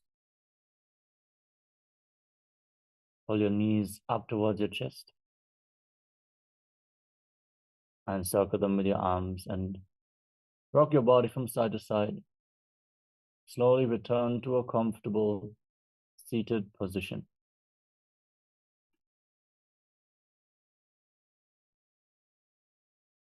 Congratulations, you completed the Pratama Vinyasa Krama, the first 108 asanas of the sequence. Thank you all for joining us today. All the Paramashivoham Level 1 participants will now move on to the first round.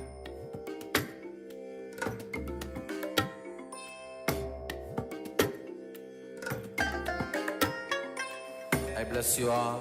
Let you all open all your three eyes and manifest the powers of Mahasadashiva. Om Nityananda Paramashivoham. Om Nityananda Paramashivoham. Om Nityananda Paramashivoham.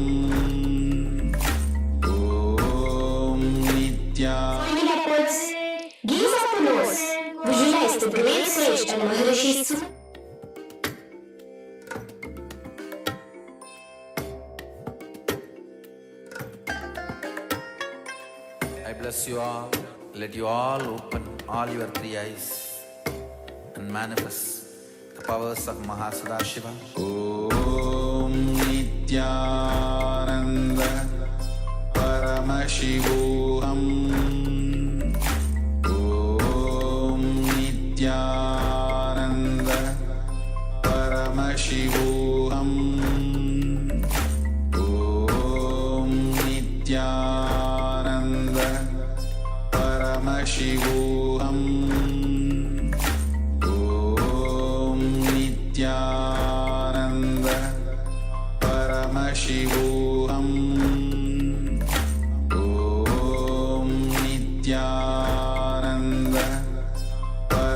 Paramashivoham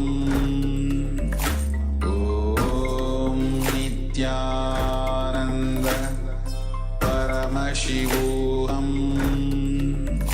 Om Nityananda Paramashivoham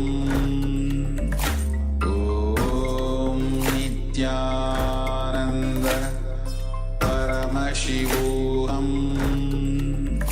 Om Nityananda Paramashivoham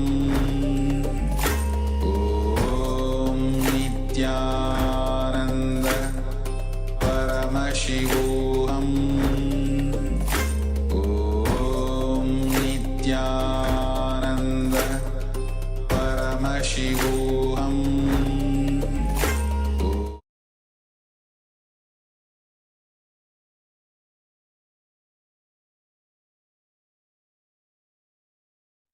Yes, Nityanandam. So, welcome all the participants of Paramashivoham Level 1. And after this intense 108 asana sequence, the Pratham Vinyasa Krama, now your body is enfolded with the energy. And I hope all of you have performed all the yoga asanas. Also, if you want to share about your breakthrough about the asanas, how you went through the asanas, what all breakthrough you had through asanas. Did you manifest any asanas today? Uh, you had any breakthrough in any of the asanas? If you want to share, please go ahead and start sharing. So now, this is the time that we start manifesting the powers of Paramashiva. And if you haven't get ready after the yoga, please turn on your camera. Yeah, please go ahead and turn on your camera. All the participants in the Zoom, please go ahead and turn on your camera. Be available in the sessions. So now we'll be entering into the power manifestation. So we'll be starting with the manifesting the powers of third eye. So before we enter into the manifesting the power itself, take a moment to find the eye band with you. If you don't have the eye band will be required to cover your eyes so that eye doesn't fall on your eyes. The light doesn't fall on your eyes, and you can manifest the powers of third eye. And if you don't have the eye band, take a moment to find a piece of cloth so that you can cover your eyes.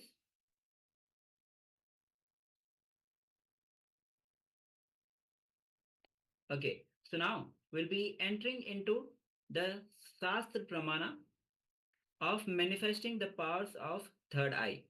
Meanwhile, if you don't have the eye band or the piece of cloth, please go ahead and find so that you can also pen and paper so that you can put down the revelations.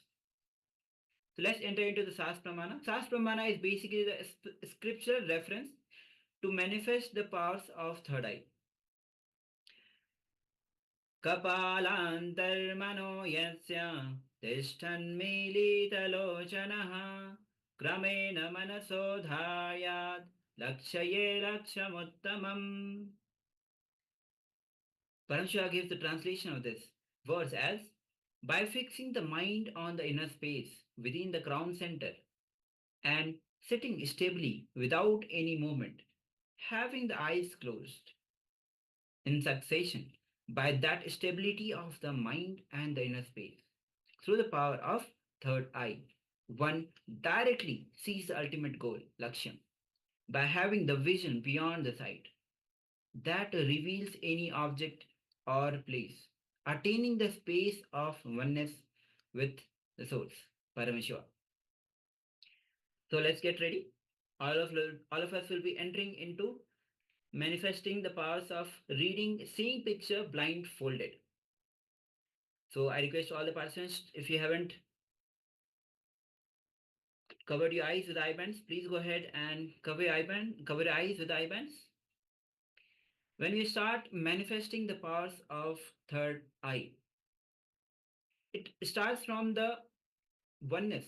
The more and more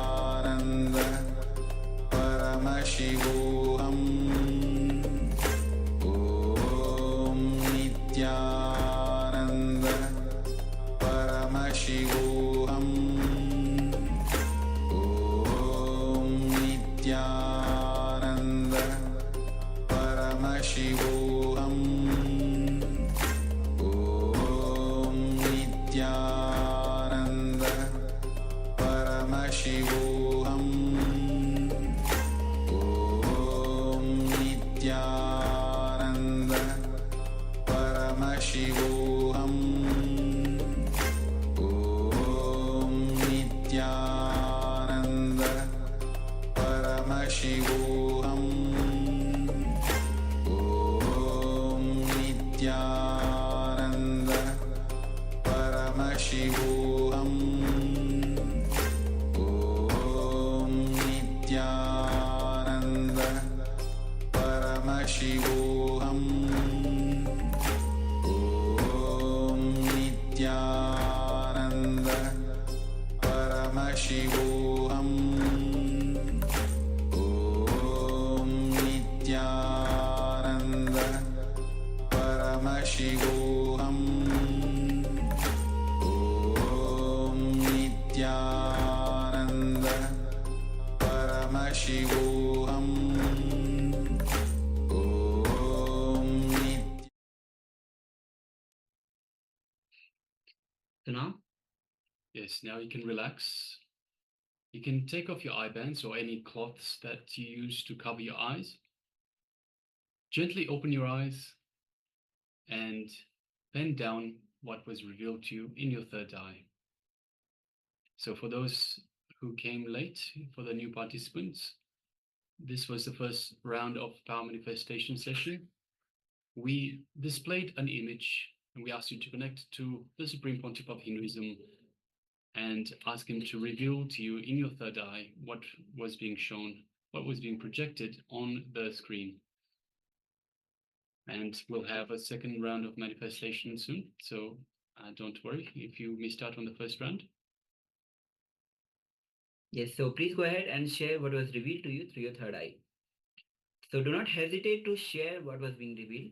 Anything. So as we said before, whether it is a success or failure, it is Swamiji's success and Swamiji's failure. So do not worry about sharing whether it was right or wrong.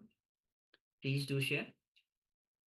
You don't have any self-doubt. So self-doubt is the greatest inhibitor to the power manifestation. So put the entire responsibility on Swamiji. Swamiji will show you. Swamiji will manifest this power for you. Okay, so Ma Nitya Parashakti has shared tiger in the forest, lion, Devi, Kali, mountain with farm and houses. Thank you for sharing, Ma. If I could ask all participants to please share. Amber sharing an orange cloud, tortoise inverted triangle, turquoise inverted triangle, pulsates on the right. Ma Shukrendranda has shared blue, ocean, golden light, and an umbrella shape. Saint Yang Li has shared a face of white teacher. Okay.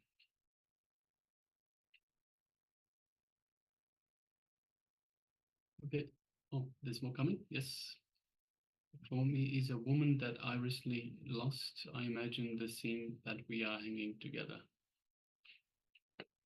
I can see tiny white light spots flashing. They are very bright and very small.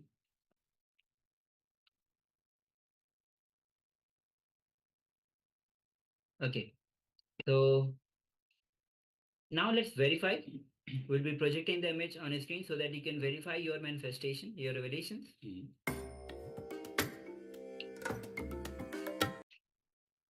Yes, so as you can see, it is a picture of a silhouette, a person with all the chakras highlighted in different colors.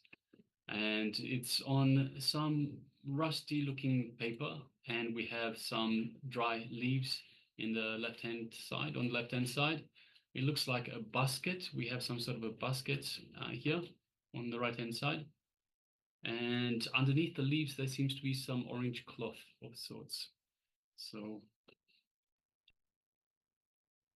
yes, whether you saw colors, so orange, turquoise, purple, green, yellow, red, all of these, you are successful in manifesting. Whether you had light, it's quite bright. The paper looks quite bright, so it looks like the light is shining on it quite brightly.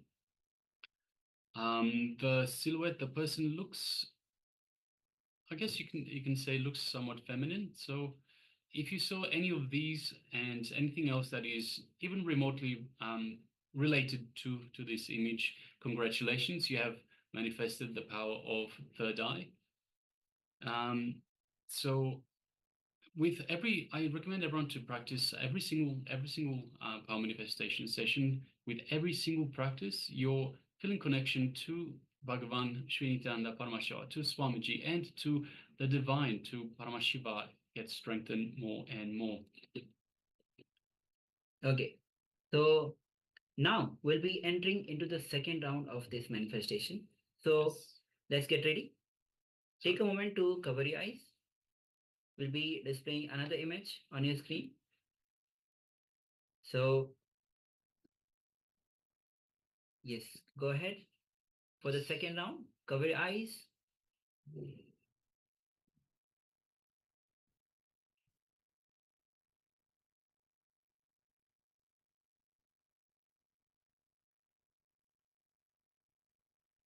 Okay. Looks like we're all ready. Okay, so now we'll be projecting the image on your screen.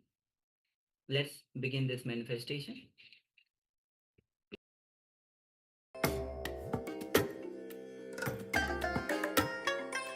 I bless you all. Let you all open all your three eyes and manifest the powers of Mahasadashiva. Om Nityananda Paramashivoham. Om Nityananda Paramashivoham. Om Nityananda Paramashivoham. Om Nityananda Paramashivoham. Om Nityananda Paramashivoham. Om Nityananda Paramashivoham. Om Nityananda Paramashivoham.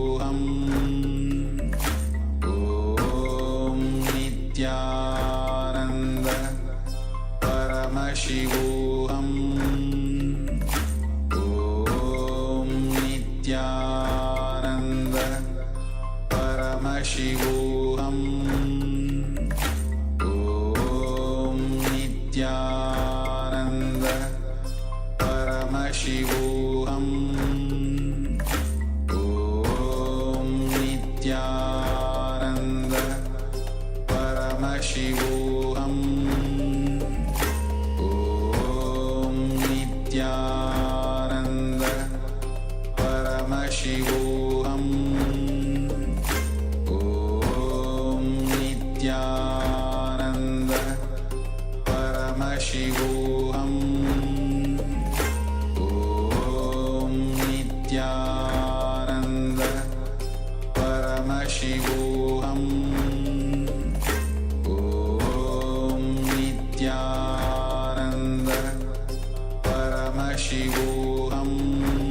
Paramashivoham.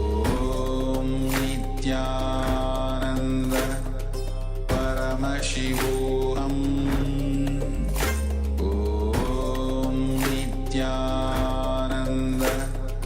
Paramashivoham. Om Nityananda Paramashivoham. Om Nityananda Paramashivoham. Om Nityananda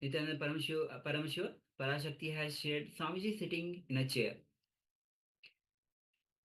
Ewing Chung has shared the image of Swamiji. Crane Chun has shared, I see many people practice yoga in a grassland nearby the waterfall. Good. Again, Mahaparashakti has shared, bee in a flower, a beautiful bird, human being. Yating Tan has shared, this time only a tiny blue light spot flashed at the very beginning. Okay, good. Si Yang Lee has shared a head with white hair. And Amber has shared, something shaped like a snow mountain felt like there was a closed window. Okay, so let's verify it. Yes, thank you all for sharing. As you can see, it is what we projected was an image of a person floating above the ocean, meditating. So we have the sun in the background, so you're only able to see the silhouette of the person. You have the calm waters, you have some clouds in the distance, and perhaps some stars. You can see some stars coming through the silhouette itself, some dots of light. So if you got anything related to yoga, anything related to a human being, to a person, to sunlight, to small lights, to water, ocean, anything like that, clouds, sun, congratulations, you have manifested the power of third eye. So Yes. I think many of you have had little bits of this image. You captured little bits of this image. So congratulations to all. And even if you don't see the whole picture, it is a successful power manifestation. So you have been shown something. So congratulations. Celebrate that you have this feeling connection with the divine, with Paramashiva, and through practicing more and more will strengthen this feeling connection and will help you manifest better and more in the future. Yes.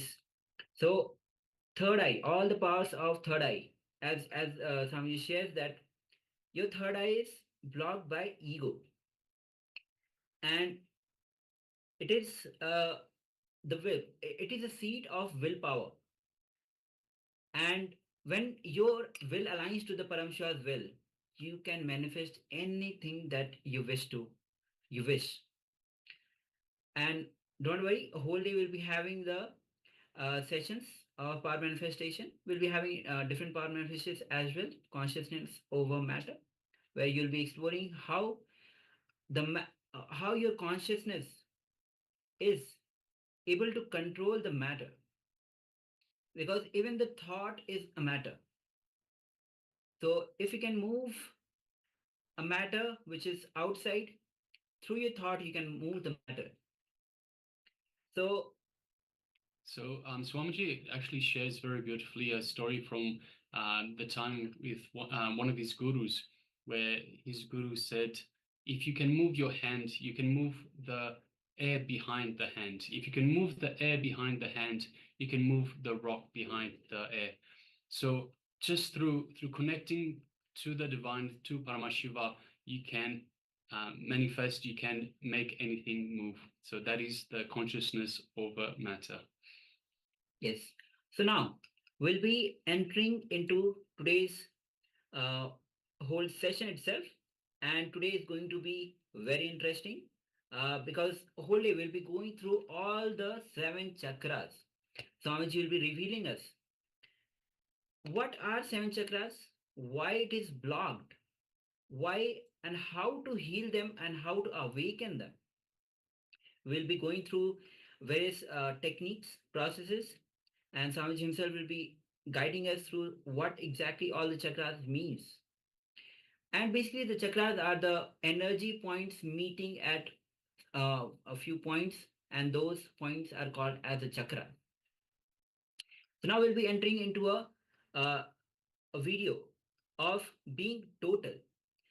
Many of the times, whatever we do, it is not complete. Whether we do any actions, any thought, any emotions, we don't live it completely. It always leaves some residue in our system. We never live completely, whether it is actions, whether our emotions, or any thought current. It leaves some residue. If it is lived totally, it will leave our system. It will not have any residue in our system.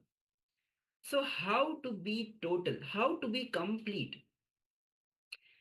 This is one of the things that all of us should know, because every day, the moment we go through life, many of the impressions that keeps us inside, and not only keeps us inside, it bothers us all the time.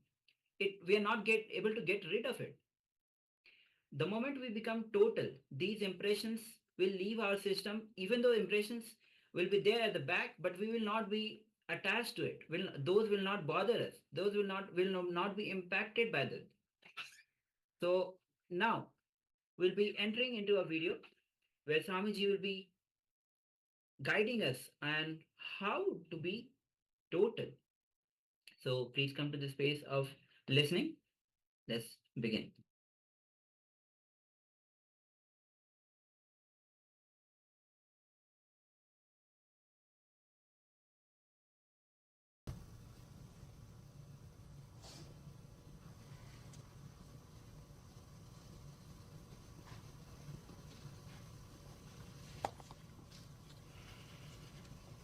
Welcome you all. My love.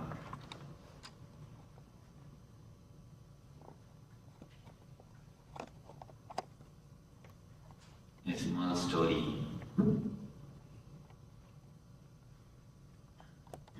Once a man woke up from his bed early morning.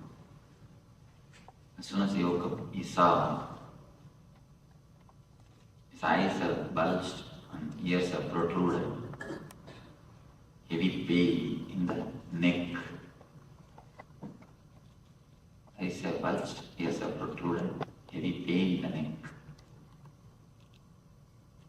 Immediately he rushed to a doctor who diagnosed, checked him thoroughly, and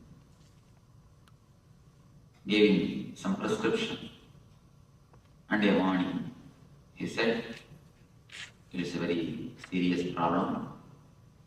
You should take these medicines for 6 months without even 1 day gap. The side effect of this will be you will lose all your hair.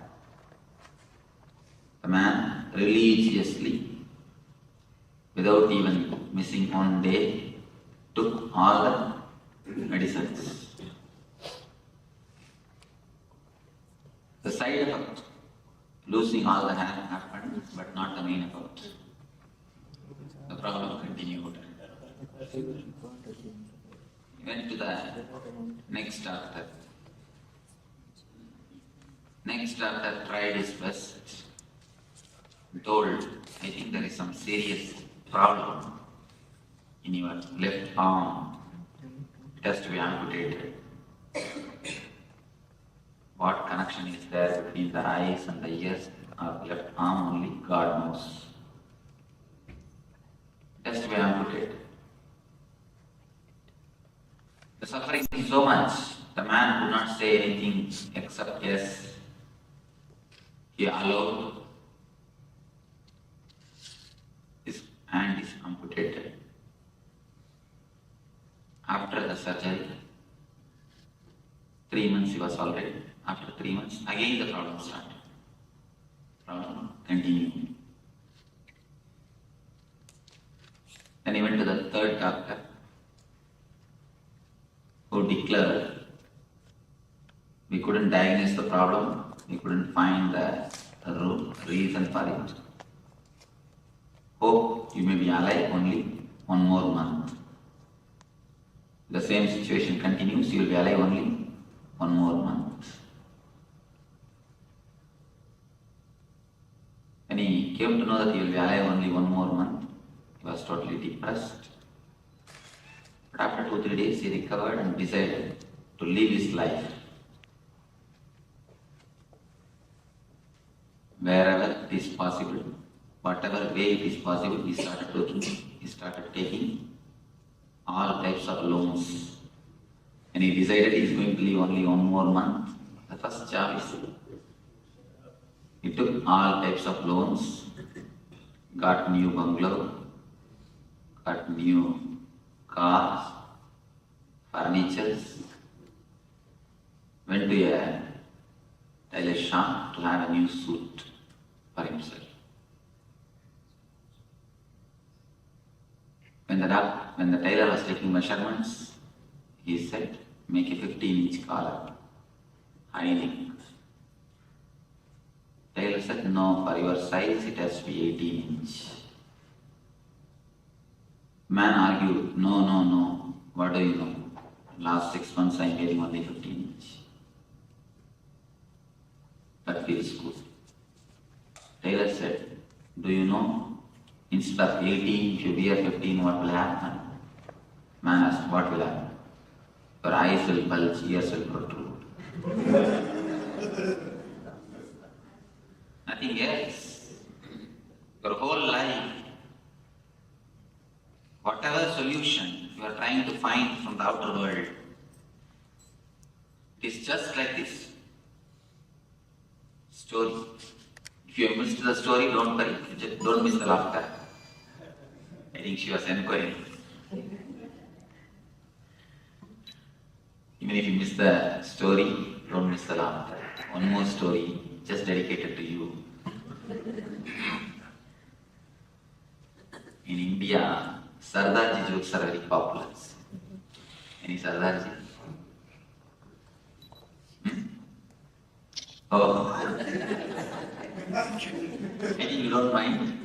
No. That's nice.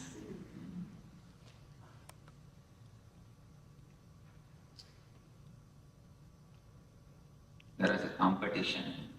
100 jokes will be told. If you don't laugh, you will have $1 million prize. One man got into the stage, people have started cracking jokes. 50 somehow he could manage, but not more than that. He has to laugh. Next man could manage 70. Third, our hero got into the stage. He could manage 90. 95, yes. Smile, not even a laughter. Yeah. Beam of smile entered his face. His wife was sitting just in front of him. Started shouting, hey, keep quiet, $1 million.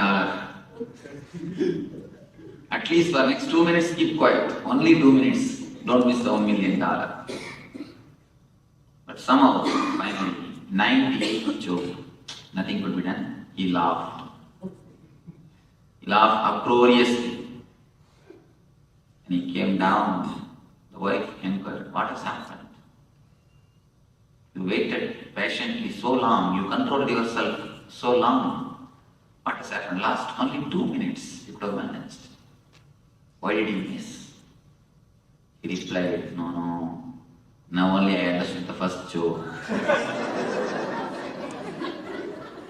Even if you miss some jokes, don't miss the laughter. Don't laugh separately.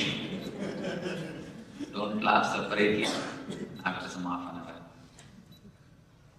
Let us go to the first story. Our life is nothing but the first story. The problem is just here, 2 inch, 2-3 inch. But you go around searching for solutions. You search exactly where the solution cannot be found. You search everywhere except yourself. If you just look into yourself for a second, for a moment, only the 2 inch of relaxation, nothing else, just the 2 inch of relaxation, the whole problem would have been solved. let it be not only solved, dissolved. Instead of that, you go on asking for solution from all possible astrologers, all possible temples, all possible masters, all possible palm readers, or whatever way it is possible, you try to find solutions.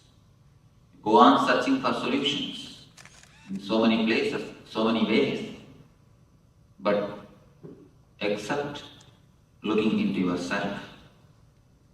If you just look into yourself for a moment, I don't say to enter into your being totally, just for a moment, then you will see so many things gets transformed by itself.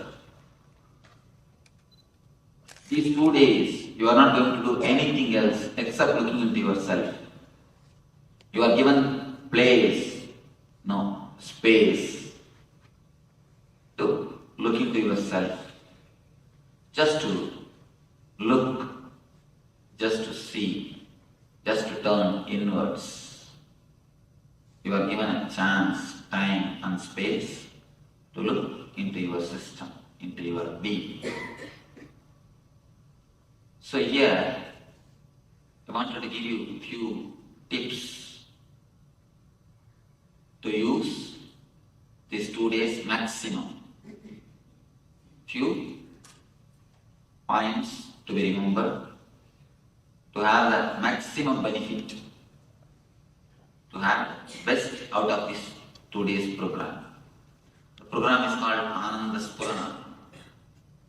The meaning of that word is bliss flowering. In the Spurana word, exactly there's no translation. It can be translated as a fountain. Like a fountain, bliss or the energy is continuously bubbling in you, flowing in you, happening in you. Only thing, you hide it. You don't let it happen to you. Now, for these 2 days, you are asked, you are requested to take away your hands. Allow that joy to happen. Allow that bliss to happen. Just to have a taste of that ananda, taste of that bliss. The program is designed to have a taste of your inner being, taste of your inner bliss. You can attend this program in 3 ways. One is just intellectually. If you just take this class as an intellectual class, you will learn a lot.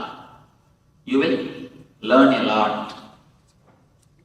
Intellectually means just sitting with your head, nothing else. Just your head will be concentrated. If you want to take the intellectual knowledge, just a head is enough. Nothing else is necessary. You don't need anything else. If you are alert without sleeping in the class, that's enough. Nothing much is necessary. If you feel like sleeping, the last row is reserved for you.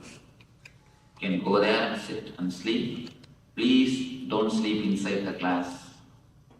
Not for your sake, at least for my sake. Why I say my sake? A small story.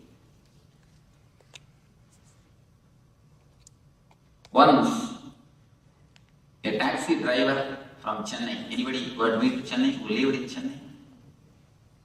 Then you will understand. Taxi driver in Chennai, they lead you directly to hell. A straight way to hell. They don't take you by shortcut or they don't take you by the long route or anything. Direct way to hell. If you are expectant mother, never sit in Chennai taxi.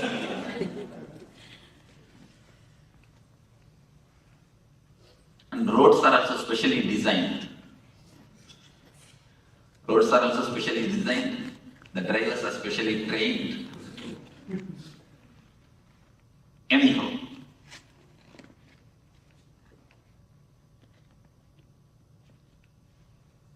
one day morning, one taxi driver from Chennai and Both of them died, directly went to the court of Yamadharma. All of you understand that Yamadharma. Yamadharma means he is the man who gives judgment. For people from West, I'm telling you, he is like a Saint Peter who gives the judgment. Now I will have a little problem. I have to use both cultural words, but I will try to manage. Whenever you don't understand any technical terms, you are free to ask me immediately. You don't have to feel shy. Immediately just raise your hand. Then I will understand your question and answer. So you can feel free to question anything or to ask anything. Don't feel shy. Or don't feel reluctant. How can I ask or how can I question? Because if you don't understand, you will misunderstand. So one more big problem is you will go and tell outside that this is what I heard. That will be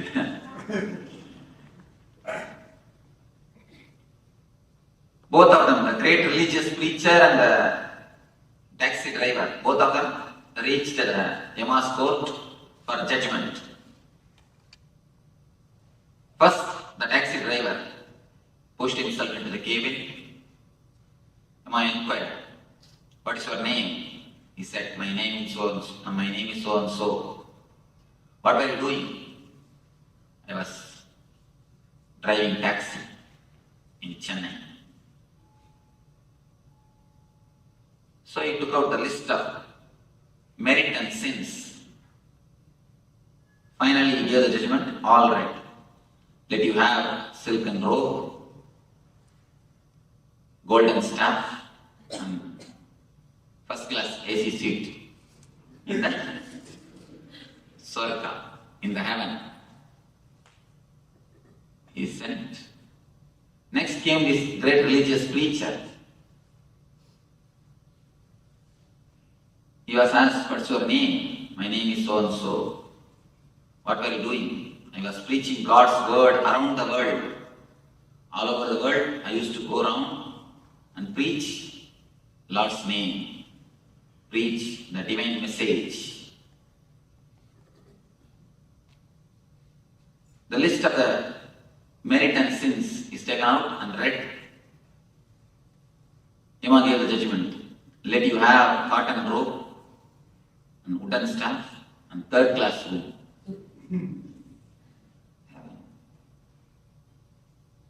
The preacher got terribly angry, annoyed. He started shouting, "I'll sue you." Maybe must have too much visited America. "I'll sue you.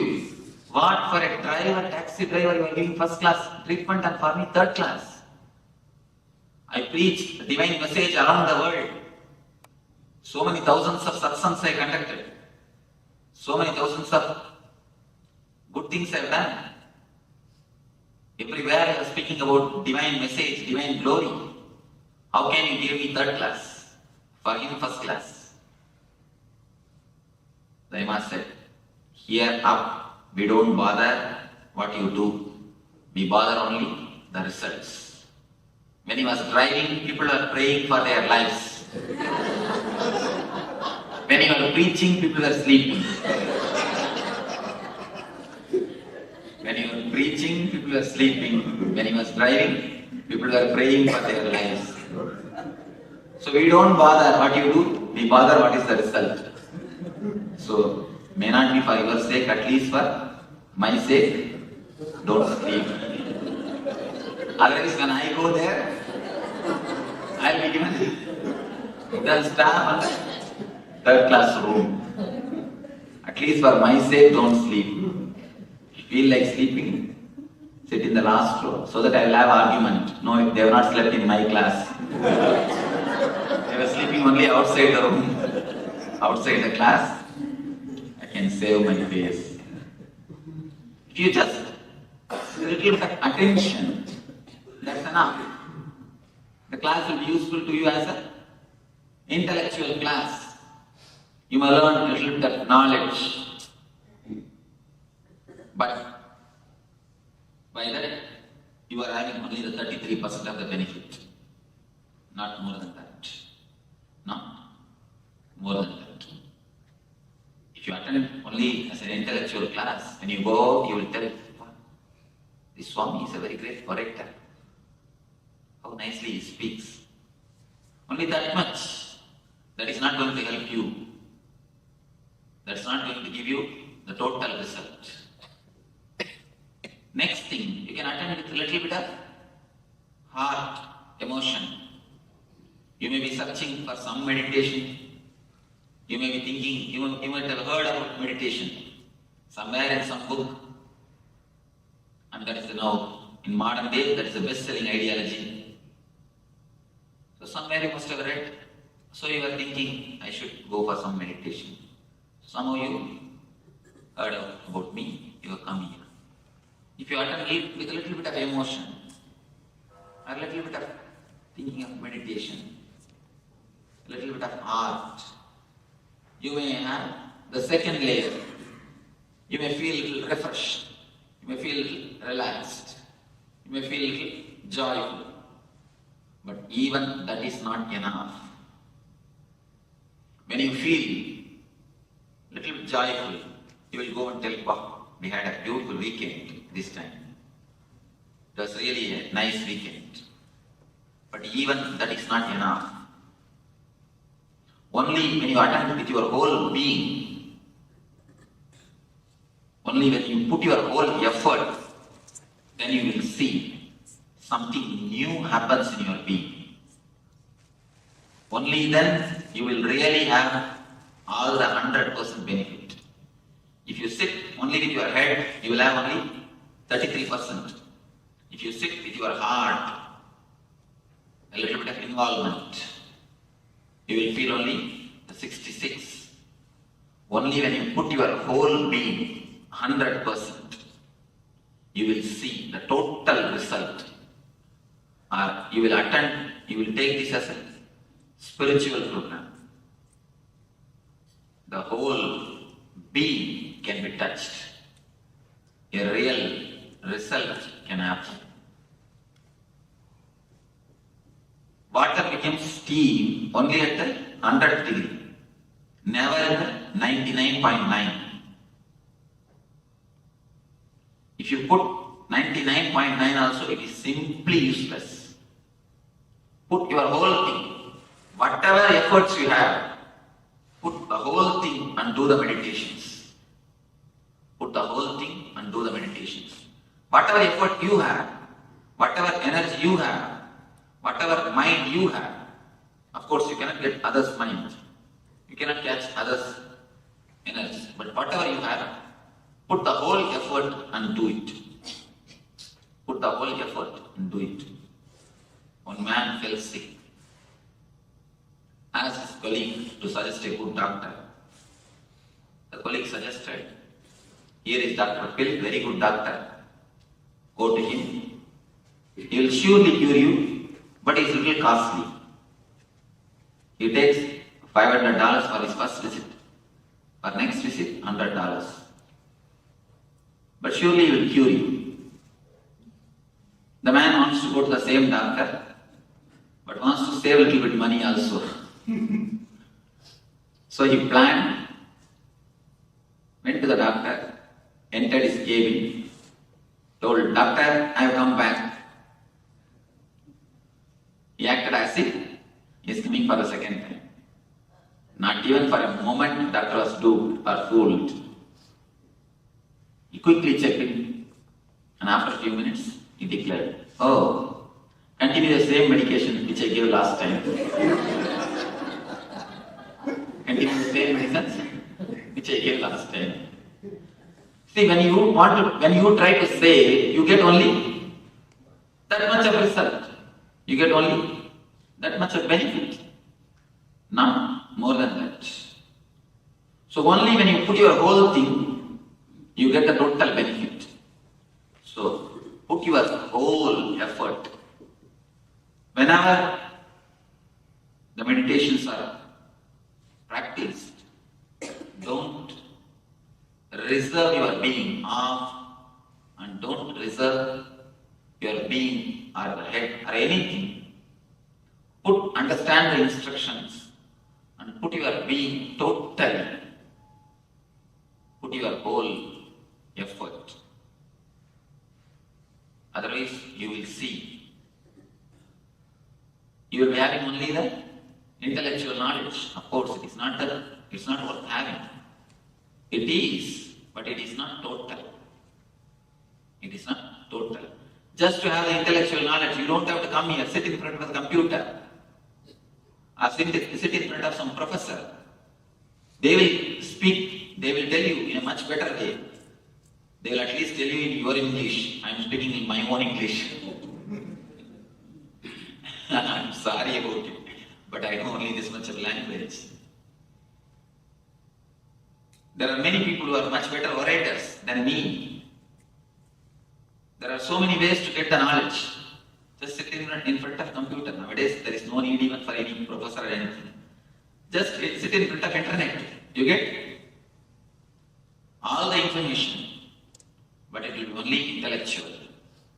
If you attend this class also, only with your head, only with your attention, it will be nothing more than intellectual. If you attend with a little heart, little love, sympathy for me, oh, he seems to sound logical. He seems to be a little honest. Let me see what he says. That much of sympathy. With that, if you sit, of course, you will taste some one meditation. You will have a taste of one meditation. You will feel a little relaxed. You will feel a little joyful. But only when you put your whole being, you really feel the bliss. You really feel the transformation. You really feel that something new has happened to you. Only then you feel some new experience it is. Here I am not teaching only by words. I am teaching more by energy and the methods, more by the techniques. So please don't miss even one technique or one session. Don't miss even one technique or one session. Put your whole effort. Both of them try to possess you. Then problem starts. Your mind will never let the meditation to happen to you. It will try all its best to disturb you, to distract you. Don't bother about it. Put your effort. Don't bother about the mind. When you are asked to practice some techniques, there are many techniques which are going to be practiced. Either deep breathing or humming, or there are many techniques going to be. When you do the deep breathing and after 1 or 2 minutes you will feel, no, I feel I may faint. I think I am not feeling well. Last 2-3 days I had a slow fever. I think I am having a back pain. Let me rest for this meditation. Let me do the next meditation. Mind will give all its reasons. Please don't listen to the mind. Even if you faint, don't bother. Volunteers are here. We will take care of you. We will sprinkle water and wake you up. Make you again meditate. Don't think by fainting you can escape. No. Again you will be made to meditate. Yeah. Small incident which happened in the Zen monastery. A man came and asked the master, Master, I want meditation. I want Zen. Master told, meditate silently for 3 months. He was meditating. Nothing happened. Again he went and asked, meditate silently for 3 months. Nothing happened. Same way it continued for 5 times. 6th time the disciple told, it's enough, I am leaving the ashram. Master told, no, wait, only for 1 week. Then also nothing happened. This time Master told, tell yourself, in 3 days you are going to become enlightened or you will kill yourself. Disciple told, all right, that's the right thing. Because what is the use in living? I have no other way. He decided and sat. Either I become enlightened and get up, or I die. The moment when he sat, he became enlightened.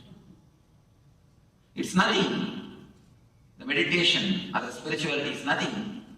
It is just your conscious decision. A clear conscious decision. I will let your urge become urgent. Let your whole being be used. If you have back pain, don't bother, do totally. You will see the back pain disappears. Because around the world, thousands and thousands of people have practiced these meditation techniques. I have always seen. If you ask the people who attended, then you will be able to understand. You will be able to listen their experiences. Not one or two. Here the Swarna was telling me, she had 15 years of back pain. It has simply disappeared. It's not there at all. How many months over? She's not here. I think more than 2-3 months. 2-3 months, no? Last time when you attended? 5 months over. Huh? September you came attended. You all came attended. September they attended. Now already 5 months over. She says back pain has disappeared. Now this is not the one case. There are thousands and thousands. Why I say this? The techniques are foolproof. Don't bother about it. Put your whole effort. Don't intellectually analyze. See, discourses you analyze anything. Intellectually you can understand. Techniques you cannot understand. They are something more deeper. They are something to do with your being. Intellectually, you cannot analyze. Intellectually, it's difficult to understand. So, put your whole effort, then you will see the result happening in your system. Your system is just, your being is flowering. Don't have any reservations to practice the meditation. To participate in anything, whenever any session is brought up, any program is brought up, put your whole effort, put your whole being. In the Zen they say, the enthusiasm of initial level, you have always enthusiasm. They say a beautiful word, honeymoon. It's from Zen. The word honeymoon is from Zen. I always tell people, it's only honeymoon, never honey sun. Why? How long a moon will stay? How long a moon will stay? 16 days. In 16 days, it will disappear. Only 16 days is the life of the moon. 16 days is the time of the moon. Of course, for us, 16 days is the time. The emotion also will stay only for 16 days. That is why it is honeymoon, never the honey sun. They say the moon of the enthusiasm of the honeymoon, the initial enthusiasm. Anything when you start, you have a tremendous enthusiasm. Kids, when they go to the school, initially they will have a tremendous enthusiasm. Do everything with that enthusiasm. With that excitement. Do everything, try with everything. With that excitement, with that sincerity, with that effort. 2-3 more things. A small story from Zen. Once a king went to see the Zen master. He sent his visiting card through a disciple to the master. The card says the name of the king and below Governor of Japan. When the card was taken to the Master, I have no business with such a fellow, send him back. The master sent the card. When the card was brought back to the king, he realized his mistake, took a pencil, erased the word Governor Japan, sent the same card with only his name. When the card was taken to the master again, oh, is it this man? Bring him here, I'm waiting to see him. When the card was sent, his name and the title, Governor of Japan, master was not ready to see him. When the card was sent only with his name, master says, bring him, I am here to see him. So when you carry your title, you can't have Zen, you can't have meditation. Wherever we go, we carry our visiting card. Never think visiting card is this size. Visiting card is voting size, actually. We are carrying it on our head. That is why wherever we go, we get the blows. You continuously carry your titles on your head. Just for these 2 days, please keep your titles where you leave your shoes. Keep your titles where you keep your shoes. Keep your mind, keep your worries, keep your titles where you keep your shoes. I can be sure they will be there. When you go back, you pick it and go. Your shoes may be lost, but never your titles. Because your shoes will be useful for somebody else, but never your titles. Never your mind.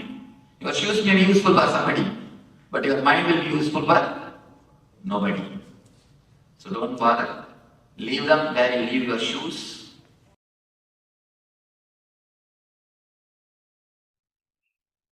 Yes, welcome back from that wonderful video by the Supreme Pontiff of Hinduism on how to be total. So the Supreme Pontiff of Hinduism, Swamiji, went through the different layers, different measures of being total. So if you come to the program, for example, and you're just curious to see what it's about, you just engage your intellect. If you just engage your intellect, you're only going to get about 33% of the benefit. If you come to the program because you love Swamiji, because you have a feeling connection with Swamiji, and you say, I want to get this this feeling connection, to expand this feeling connection with Swamiji, then you only get 66% of the program, of the benefit of the program. The only way to get 100% of the program, of the benefit of the program, is by being total, by engaging your entire being into the program. And it's the same with everything that we do in life. Anything that we do, if we do just to get things done, then we're not going to get the full benefit. Be total in everything that you do. Yes, so put your full effort during the whole, whether it is the kriyas, meditation, the internalization exercise, power manifestation, put your total, your head, your heart, and the being, totally the being itself. Only then you'll get, Swamiji gave a beautiful example of when the water is still 99%, it is still water. Only when it reaches 100%, it transforms. Yes. So till 99.99 degrees, it is still water, even though it's hot, but still it is water. The transformation happens only at 100 degree. So put your total effort, whatever effort you have, whatever energy you have, whatever mind you have, put your total effort in whatever things you can put your effort to. When the urge becomes urgent, transformation happens. So, yes, I think that is a very important point that we need to stress out. Bring your urgency. So if you're only thinking about doing something, you're not being total, it will not happen. Make it the only possibility, the only thing that you can possibly think about, the only choice that is available to you. Then the urgency is there. Then everything becomes a possibility. Yes. Okay, so now we'll be entering into our first segment of the day, first session of the day, where today Swamiji whole day will be introducing about the chakras, all the 7 chakras. Swamiji will be guiding us through what these chakras are, what actually the chakras are. We'll be moving on to each and individual chakras individually, what the chakras are, what those chakras are blocked for, how to heal them, how to awaken them, and what are the paths that gets awakened when you heal them completely. We'll be entering into the techniques as well, meditation techniques as well, to awaken those and heal those chakras. So now we'll be entering into a guided video where Swamiji will be guiding us through the introduction of chakras. So before that, we need to understand about the chakras, what the chakras are, what forms the basis of the chakras, the subtle energy that meets in our body, that makes chakras. Different points, there are different energy points meeting at one point makes the chakras. So let's come to the space of listening. As yesterday we had the session of listening. So whole day, just be in the space of listening. When you are in the space of listening, you receive much more than by practicing some kriyas. So come to the space of listening. Let's begin.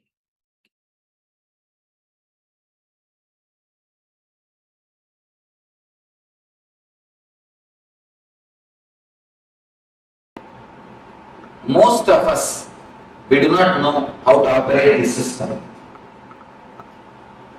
The system given to us by God is an unknown thing. Somebody is using it as a bullock cart, somebody is using it as a tractor, somebody is using it as a aircraft.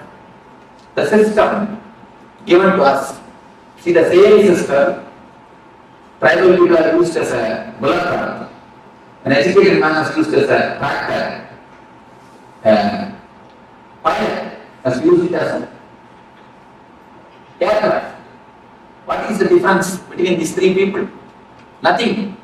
The system is same, but the man is knowledge. Just like that. The system is given to us by God. Most of us, 90% of us, use this system only as a bullock cart. Taking birth, eating, drinking, reproducing, dying, over. Nothing much is achieved in our life. A few Benzes, few bungalows. If you weigh your life, it's few Benz, few bungalow, little bit of moving here and there, over. Nothing much. Few children. Nothing much is a life. The normal course of life. Taking birth, reproducing, and dying. Nothing much is achieved. Nothing new has happened. Nothing great has happened to the consciousness, to the being. Nothing worth mentioning has happened. Somebody came and asked me, Swami, why in the cemeteries, in all the graveyard, it is called born and died. Born, such as the date, died, such as the date. Why? Nothing worth mentioning happens in between. That is only worth mentioning is in most of our life. That is the reason, born and died, except birth and death. Nothing worth mentioning happens in our system. So most of us use the system as a bullock cart. We just use it in a minimum level, dull, dead, dragging. Most of our life, if it is tuned, it can be tuned only, dull, dead, dragging. This is the first level, first layer of life. The second layer of people who have entered into the zone of art, who have become artists, who have become the painters, dancers, musicians who enter into the next dimension of their life, not for money's sake. If you dance just for your being's beauty, if you sing just out of your bliss, if you paint just out of your joy, you became a painter, or a dancer, or a musician. The next dimension of your life, when you explore, you use your system as a tractor. A man with a simple head can never become Thagu. If you want to become Thagu, you need to have your next dimension. Persons like Thagu, Ganga, all these great scientists are the next layer. They can be called as something more than scientists because they explore the next dimension. That is the reason the Nobel is given for giving them. Gitanjali, the monumental works of the great dancers, when they create the masterpiece of dance, or the art, or the poetry, they explore the next dimension of their being. They explore, they see the next dimension of their being. So these are the people who became practitioners, who see the next level of their life. Fulfillment, that is the reason the great poets, even if they die in poverty, even if they die with no property and in poverty, they have a very deep, satisfied death that they have lived their life ultimately, that they have lived their life with a fulfillment. They live in a very poor way. They may not have wealth, they may not have the outer wealth, but they live in a rich way. Wealth is different, richness is different. They may not have the comforts, but they live in a very rich way, like kings. And if you read the Bharati's life, Bharati is a great poet from Tamil Nadu. If you read his life, he is living in a very poor way. But if you see the way in which he lived, simply a royal, he lived more like a king than a beggar. You can see all the poets, great poets, they are not in a wealthy way, in a so-called wealth, the outer comforts, but their life is really rich because they have seen the next dimension of their being. They know the ecstasy of the human being, of the human possibilities. Whatever way you can express your being, the possibilities of human being, the next dimensions of possibilities, they are touched. The third layer, only a Buddha, Krishna, Rama, these are the great intelligent masters who have used their system as an aircraft.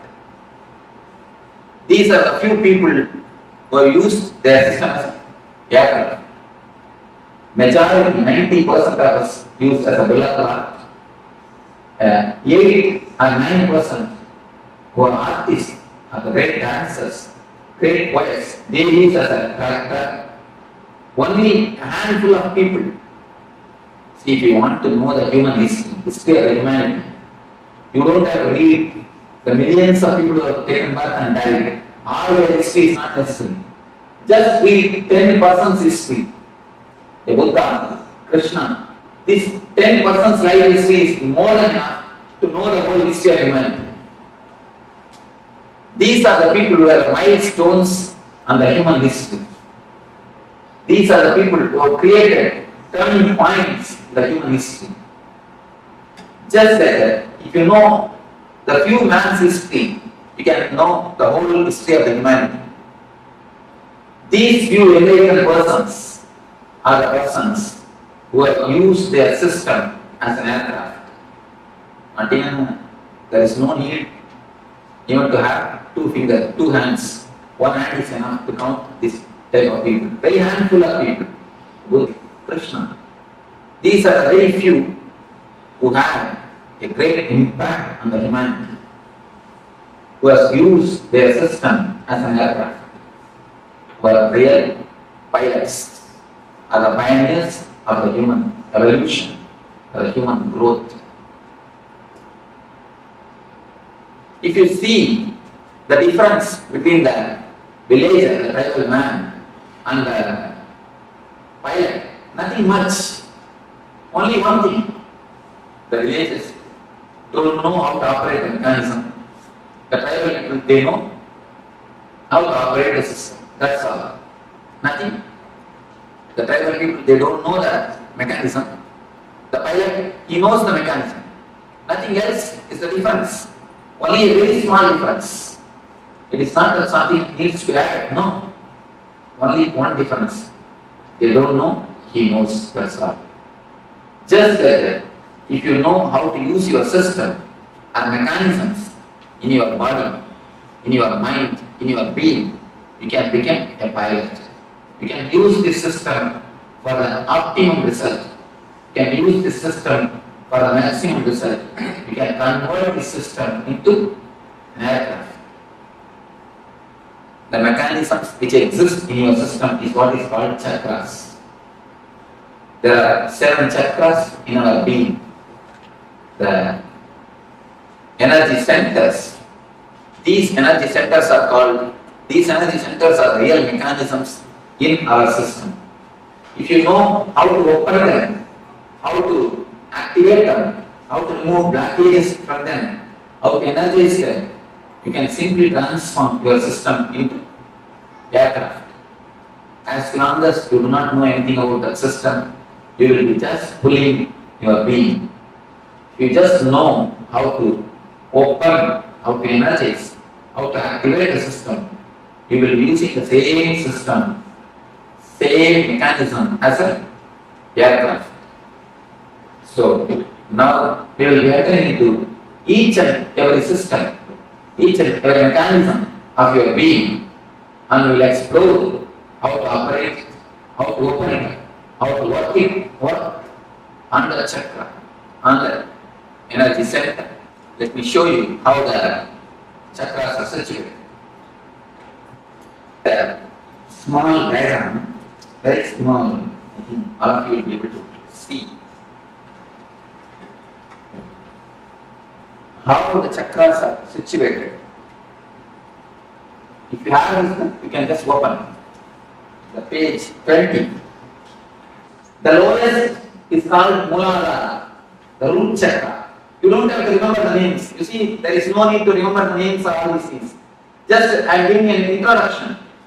Then afterwards you will be entering into the deeper layers. You don't have to bother, oh, I have to remember all these names or not.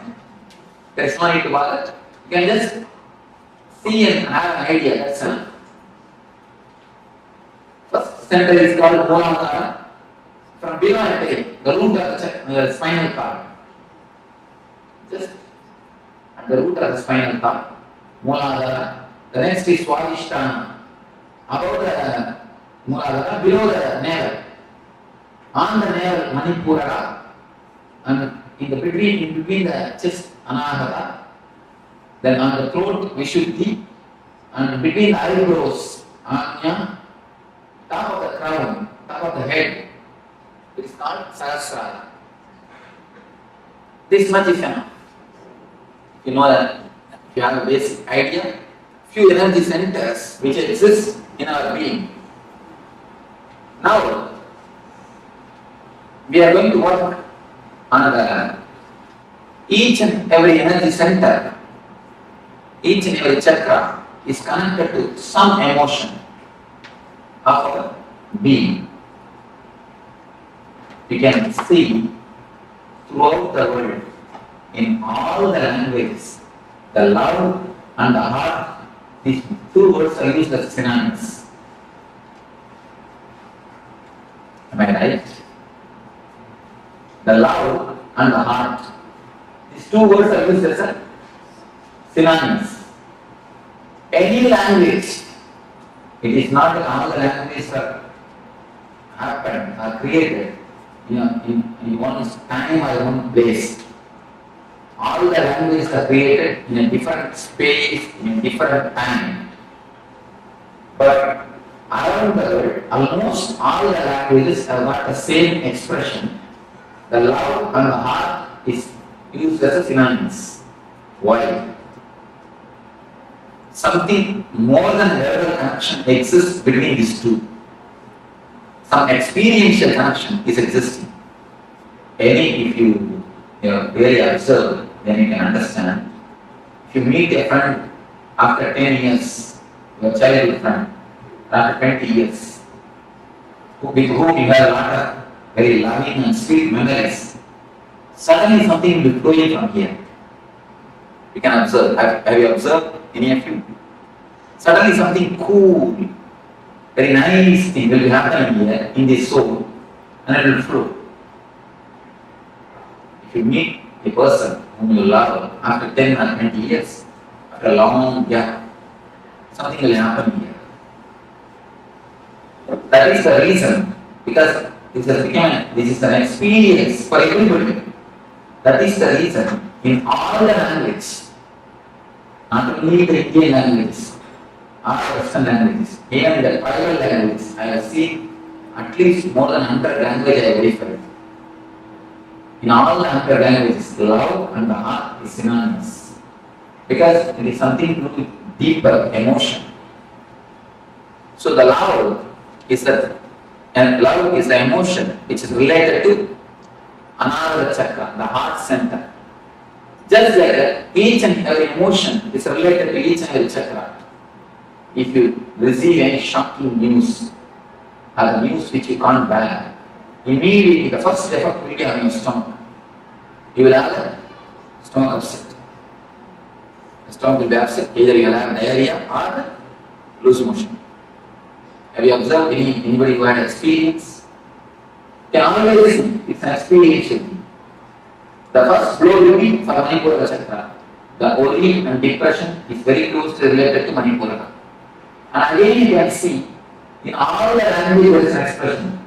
If you receive some news which you can't tolerate, you say, I can't digest it. I can't stomach it. I can't digest it is an expression in all the languages.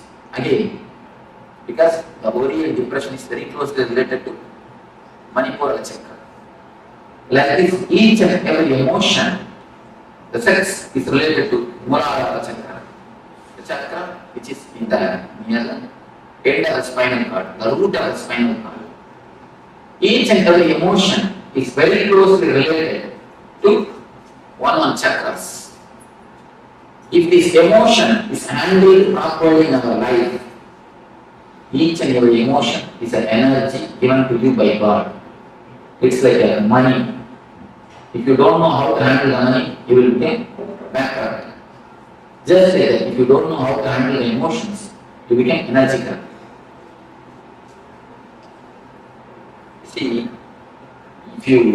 if somebody works for you, his work is worth $1,000. You pay him only $1,000. If possible, 900. Never 1,100. That's what is a regular way of life. We give him $1,000, not more than that. But if he does a mistake, it is worth $1,000. How much of anger we pay him? At least $5,000 worth of anger we paid on him. Anger is an emotion. It is valuable thing.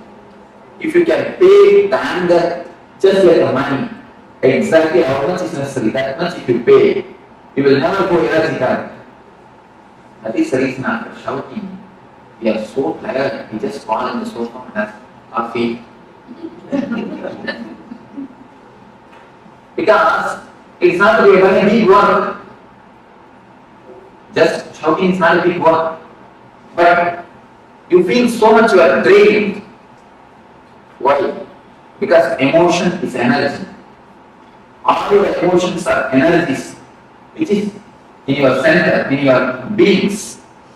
When you use the money in a very loosey way or in a luxurious way or an unnecessary way, and the luxury is something necessary for life, nothing wrong.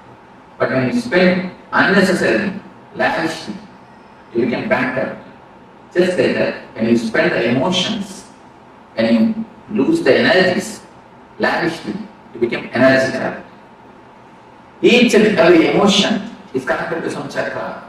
If you know how to handle them, how to use them properly, how to balance them clearly, your chakras, your energy centers open. If you don't know how to balance them, if you don't know how to use them, if you misbehave with the energies, see, having or showing too much of anger is a misbehavior with anger. Anger is like Lakshmi in you. If you misbehave with the money, you are misbehaving with Lakshmi. Just like that, if you misbehave with anger, you are misbehaving with your energies. Will you throw a dollar in the dustbin? Will you throw a $100 in the dustbin? You always think, oh, it's disrespect to Lakshmi. Just like that, if you throw your emotions unnecessarily, it's a disrespect to your energy. Just like the God has given you money, He has given you emotions, energies to run your system, to run your life.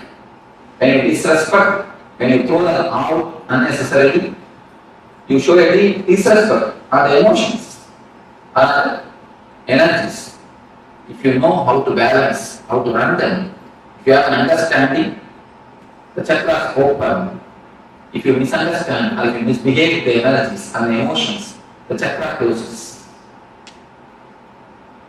For a little more understanding, it can be told in the other way.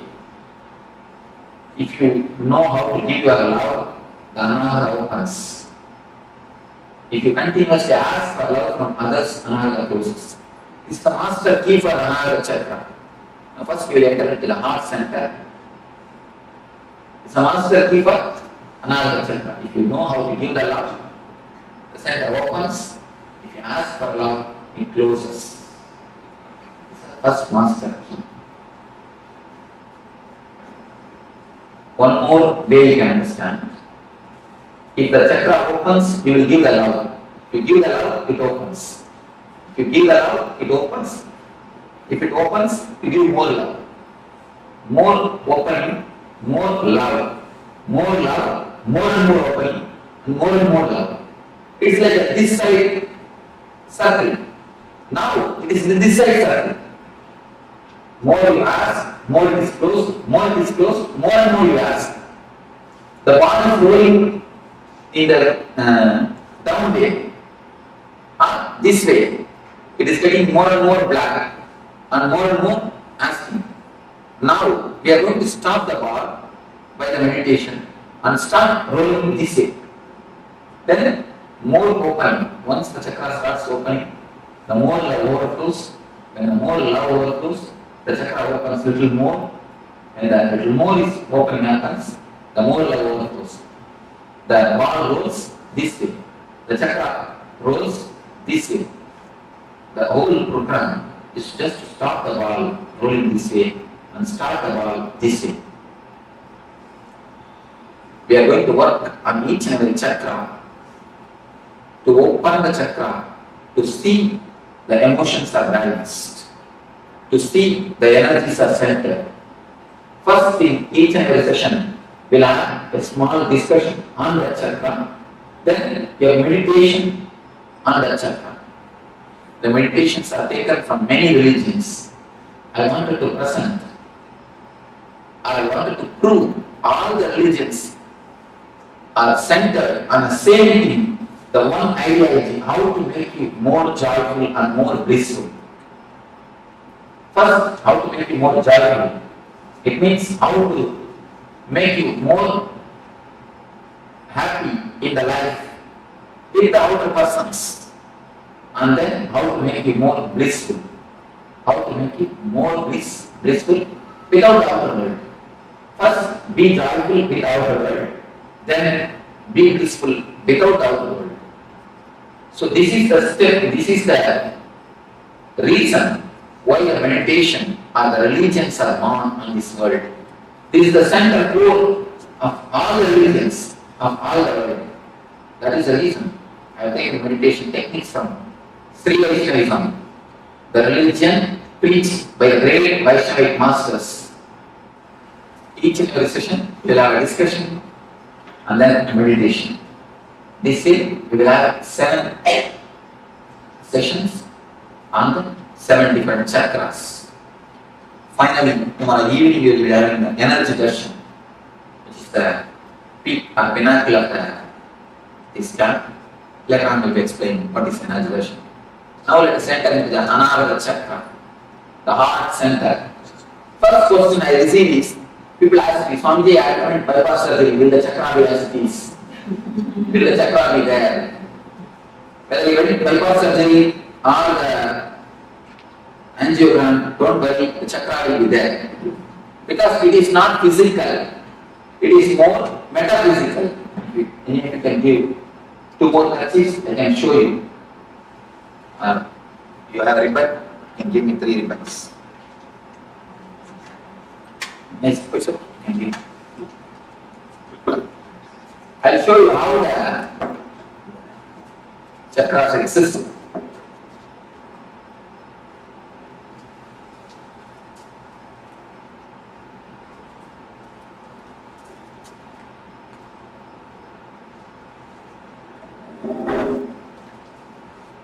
See, it is like 3 bodies. We have 3 bodies. Please be very clear. Don't think you have only 1 body. The 1 body which you are using now, the next body which you are using in the dream sessions. When you dream, you will be sleeping, this body will be lying in Chicago, but you will be dreaming as if you have gone to India. Then with which body you are going to India? This body is lying in Chicago only, but you are in India. How can it be? So the body which you are using to go to India, the subtle body, that is called Sukshma Sarira. The second layer body. One is physical layer, another one is Sukshma Sarira. The third layer of body is a Karma Sarira, which is called the causal body, which you use in the deep sleep. When you fall asleep without even dream or the wakeful state. In a deep layer, in the third layer, now what you are using is a physical body. What you use in the dream is subtle body. The body which you use in the deep sleep is called causal body. You have 3 bodies in your system. The 3 bodies, they meet and merge in 7 different points. They meet with each other. You can imagine the 7 knots in these 3 kerchiefs. If you can imagine the 7 knots, just 7 different knots in 7 different places. If you can imagine, that is the places which is called chakras. The 7 different knots. The 7 different knots are called chakras. The first thing we are going to enter is Anahata. Here also the 3 bodies meet and merge each other. In the book it is very clearly depicted. The 3 lines, they just meet near. That is the zone where the chakra is there. They just meet. Where chakra starts. So even if you undergo bypass surgery, the chakra will be there as it is without any blockage, because it is more metaphysical. This chakra is love. When you ask for love, when you ask for attention, please be very clear. I am changing the word from love to attention need. Because whatever you know as love is nothing but attention. If you say somebody loves you, what do you mean by it? He gives attention to you, that's all. He gives all his attention, or all his time, all his money, all his energy, or all his space to you. Attention is what we call as love. Actually, except a man who is enlightened, nobody can know what is really meant by the word love. Whatever we know about love is nothing but attention. If you say that he loves me or she loves me, what it means? She gives you enough attention. He gives you enough of attention. He gives you enough of his energy or money or whatever. Once the attention is given, everything else is slowly given. So the attention is what is called love in our language. When you give your attention to others, the chakra opens. When you give your attention to everybody, whomsoever asks, when you leave overflow, this chakra opens. When you start giving, this opens. When you start asking, this chakra closes. You can just see, you can just scan in your life. Almost all our life is just centered on the attention of the others. From the young age, we are trained, you can see the young kids. They will just put 2-3 steps and then they look at your face. If you smile, you agree for what they do. Then they do the next steps. Otherwise, they stop and they wait for your concern. You can see in the young kids, anything they do, just they look at your face for the confirmation, for your okay. Only when you say okay, they go for an ahead. And they wait. Just like from that age, we start expecting the attention or the okay from the others. The same thing continues till our end. You can see in how many places you just wait or expect the others okay, others attention. You can see more than 80% of your decision is influenced or it is weighted. You just wait or you just ask for their confirmation, for the others smile. It is not only economically, mostly psychologically. You feel inspired or you feel regenerated. You feel power or the energy only when you get a confirmation from the others. Each and every move of your life, you continuously see whether somebody confirms it or not. You wanted the smiling face of the other. Almost it's like a psychological slavery. In every step, you wanted the other to be the source of your inspiration. If you just scan, you just sit in your room and scan the lifestyle in which you are living, almost 90% of your decisions, 90% of your life is just for the other's opinion, asking the other's attention, expecting the attention of the others, expecting the opinion of the others. It is more like a signature campaign. Each and every husband expects a certificate from wife, good husband. Wife is expecting the certificate, the good wife. Parents, good parents. Son is expecting a good son. Each and every system, we expect certificate from our brother, from sister, from father, from son, from everybody. Just to feel good, just to feel energetic, we expect the certificates. Only with a smiling face or with the certificate, we go next. We go ahead. See, adjusting or not adjusting is perfectly okay. There is a vast difference between adjusting and compromising. Listen thoroughly and you can contemplate on it thoroughly. We may ask, should we not adjust? Adjusting is perfectly okay, but compromising is very bad. Just understand what is the difference between adjusting and compromising. Adjusting is like you have all your energy source or inspiration or strength within you.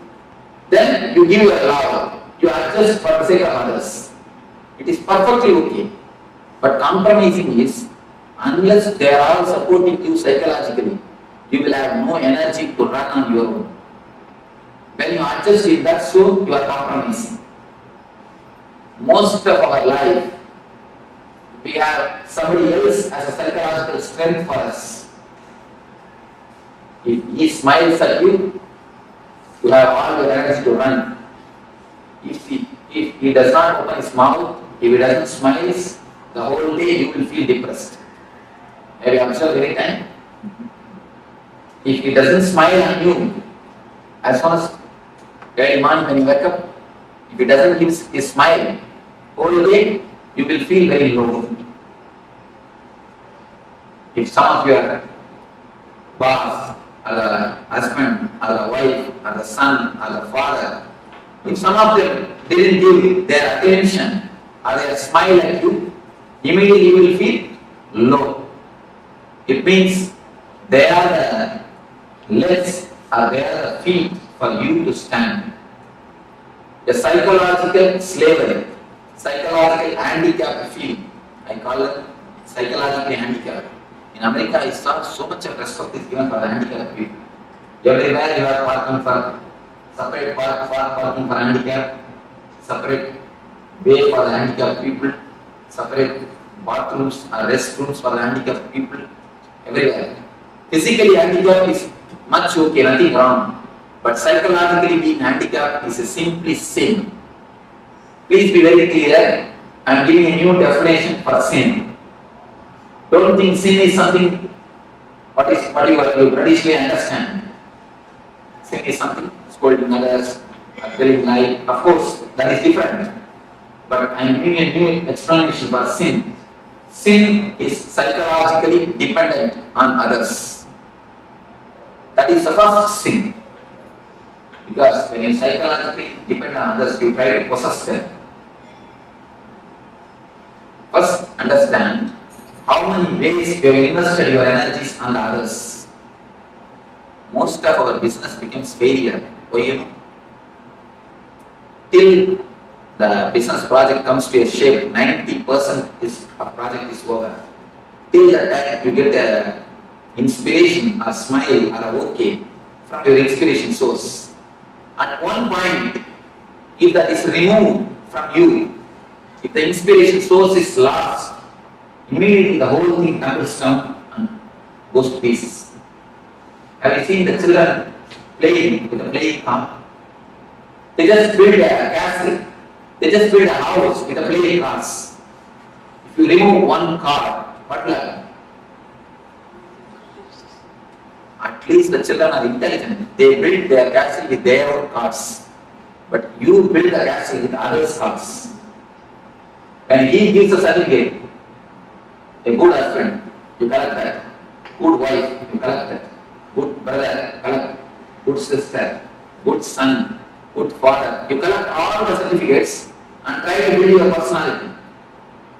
Just like a car's castle. And if anyone at any time takes away their certificate, removes their certificate, their source, what will happen? The whole personality just collapses. That is what I call depression. Most of your energy is centered on somebody else. Only if they say, psychologically you have a center, only if they say what you do is right. Even if it is right, you are not convinced. You ask for their certificate. You ask for their attention. That is the reason. Till the end, you don't feel you are independent. How much you speak about independence, how much you speak about freedom, it is all only the word. Only when you start loving others, when you don't expect the love from others, when you stop expecting the attention from others, you are really independent. Till that time, you are a psychological slave. Whatever you speak about independence or freedom, you are a psychological slave. Because your source of energy depends on others. Only if he smiles, you can run. If he doesn't smile, what will happen? You will not run. You will feel very low. You will feel very dull. You will feel very depressed. The source of inspiration, as long as the source of inspiration is somebody else, you cannot have your freedom, your anamata cannot be active. Your energy center can never be totally awakened, totally alive. First thing, find out where all you have invested your energy center, on whom all you are dependent. Please be very clear on whom all you are dependent psychologically. You need how many smiles to run. Try to reduce the number of smiles. Even without that, smile start running. Even without that, okay, start running. I am not telling you to go against the society. No. Do your same routine, same lifestyle, but try to reduce the number of smiles. Don't expect, don't keep them, don't make them as the source of inspiration. There are a few things which you may not be able to drop at all. Then at least keep them in a good rapport, so that at the time of emergency, let them not take away their cars. If they take away their cars at the time of emergency, then you fall into the real deep depression. So try to become independent. Try your best to be on your own. Try to center all your energy at your own heart, at your own source, at your own personality, at your own being. When you feel you are not able to cut or you are not able to run without one person's smile, understand that I am not able to run without these 2-3 persons. And at least keep a compromise with that 2-3 persons. You will know that I am compromising with the 2-3 persons. I am not serving them, I am compromising with them. Please be very clear. Don't expect any reward for your compromising. Many of us think, I have served my husband so many years, all these duties I did, but I never had any reward. He never did anything for me. Be very clear, if you really serve, always you will have reward. But all our service is just compromise. He is the source of inspiration for us, so we compromise something. So be very clear, all your work, all your attitude of seva. We again and again tell, I took care of my son so much, I did so much for my son. After growing, he never did anything for me. He went away with his wife. Be very clear, if you have done really service, if you would have done really something, if you would have given, you would have never lost. We just give and take. He is the psychological support for us, so we compromise with him.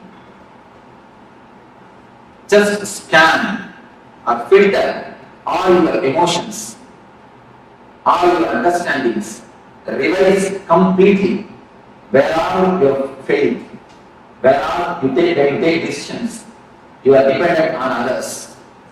This one understanding can give you a tremendous strength on your own, to stand on your own, to run on your own.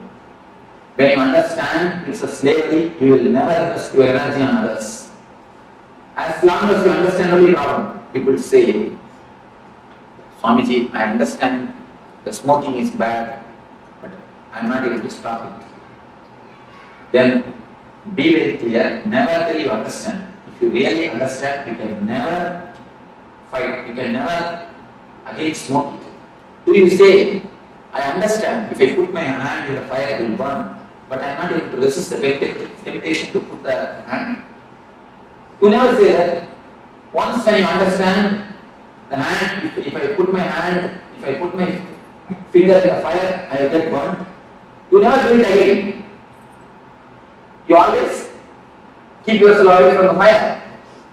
The same way, if you really understand that there is a psychological slavery, simply you can see, you can be so clear, you can be very clear, it will transform your life.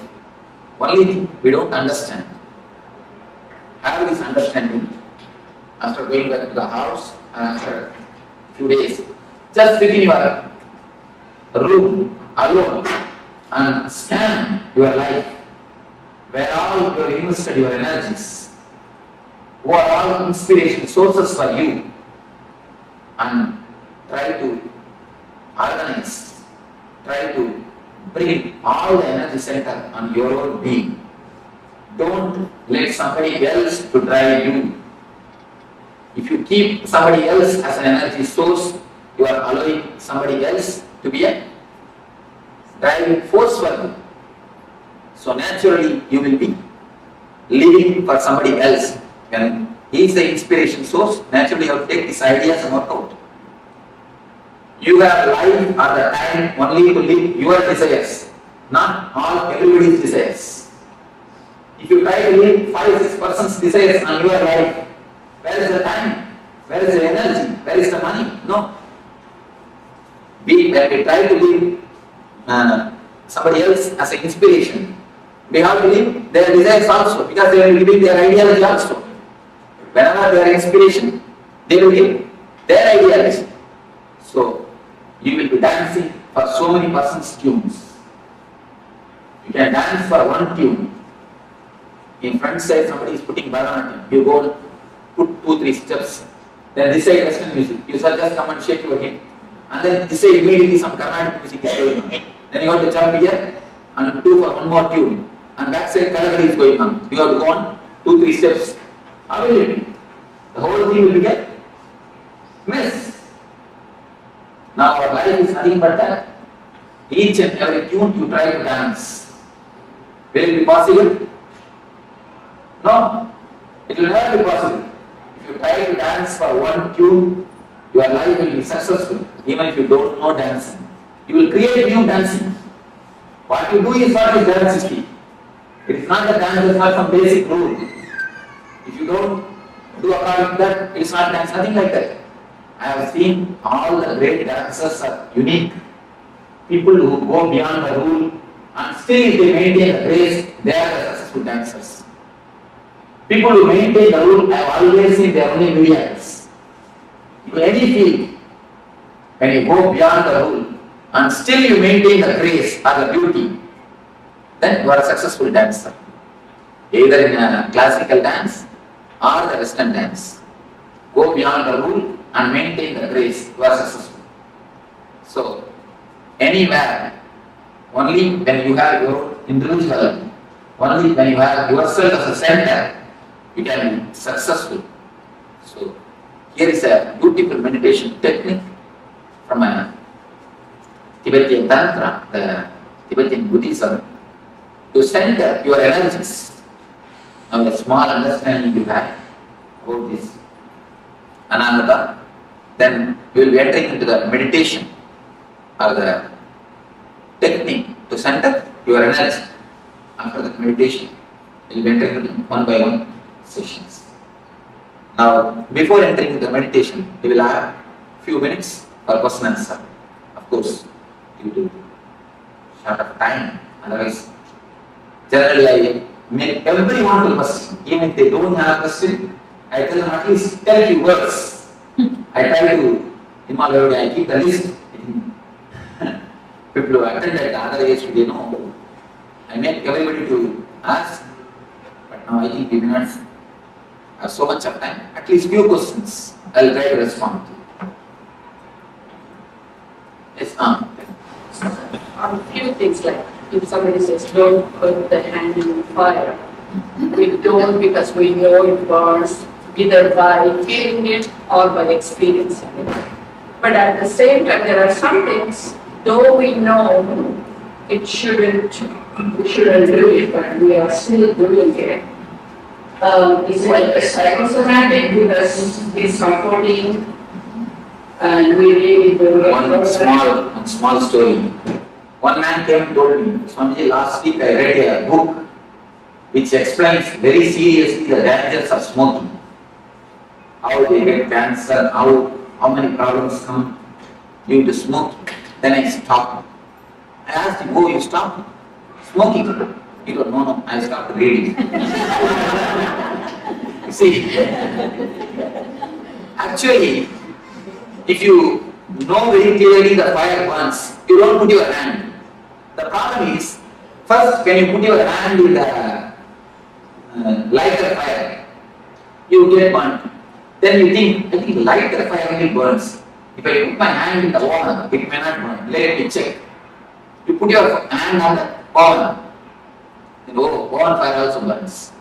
I think if I can put my hand in some other candle, let me see. You put your hand in the candle. Just like that, you try each and every fire Finally, when you understand, all the fire burns, your body will be burned. Because the age will be over. You end up in that age, your age will be over.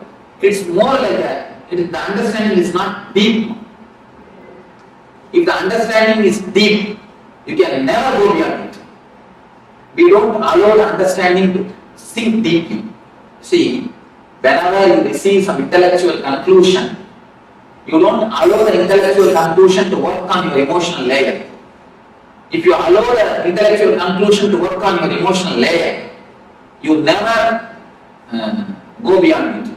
The allowing the intellectual conclusion to work on the emotional layer is what I call it meditation. Meditation is nothing but allowing the intellectual conclusion to sink deeply into the emotional layer. Now you understood few things. If you meditate, that time, the meditation technique will allow the intellectual conclusion to sink deeply into the emotional layer. That's what they call in Vedanta, Sravana Manana. Sravana means listening. Manana means allowing it to sink deeply. Most of the time, we don't give space or the time to allow the intellectual conclusions to sink into the emotional layer. So once the intellect is allowed to sink into the emotional layer, you will always see nididhyasana, transformation happens. It should not be done. No desire should be suppressed. No transformation can be done. It should only happen. See, flower, if it automatically flowers, then it is really flower. If you just open a lotus, in many temples I have seen they open the lotus, and the floweriness will be missing in the lotus. The floweriness will be missing in the flower. Only if it blooms or if it flowers by itself, there's got beauty. You can do few things. You can allow the transformation to happen. You can put them inside and wait a little bit.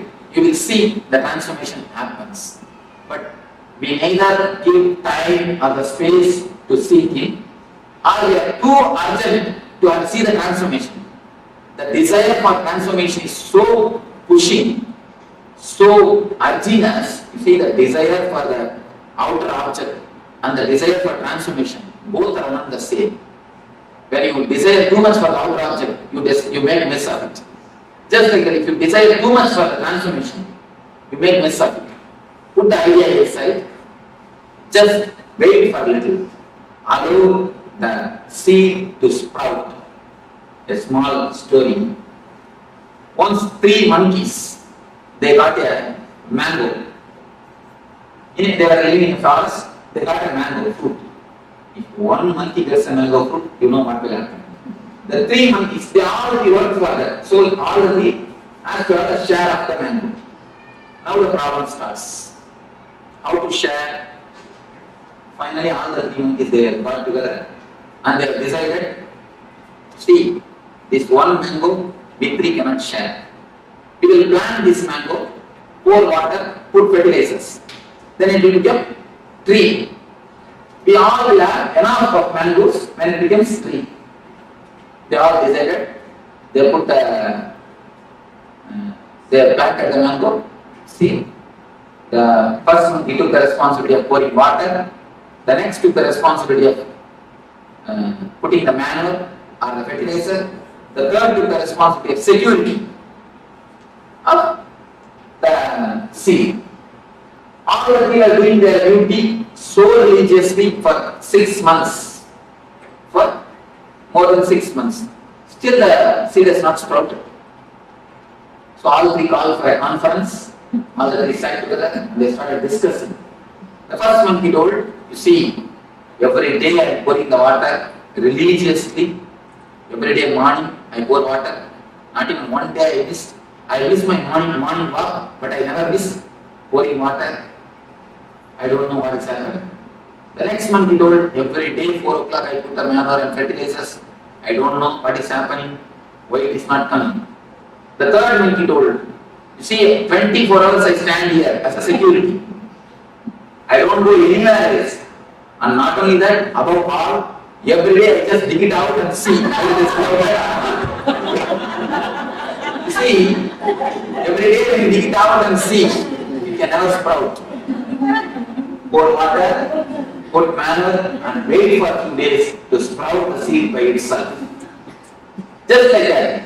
We listen something now, and we do meditation for 20 minutes. Immediately it's for, oh, still now nothing has happened. Still now transformation has not happened. So wait for some time. Give a little space for the seed to sprout. Allow the conclusion to sink in and do the meditation. The conclusion is the seed. Meditation is the manure. Just give a little bit of space or the time to seed to sprout. Otherwise, we will be digging just every day and see what indication we will be doing the same. Just the digging itself will drop them, will stop the sprouting. Digging creates a guilt. You see, I have seen many people, as soon as you hear these things look so nice and so well put, immediately you start working it out. When you start immediately, naturally you will feel you will have one pitfall. Then you feel guilt, oh, I am not able to do, I am not able to see. The guilt that I am not able to stop smoking creates more trouble than the smoking itself. The guilt becomes so deep thin layer in your life.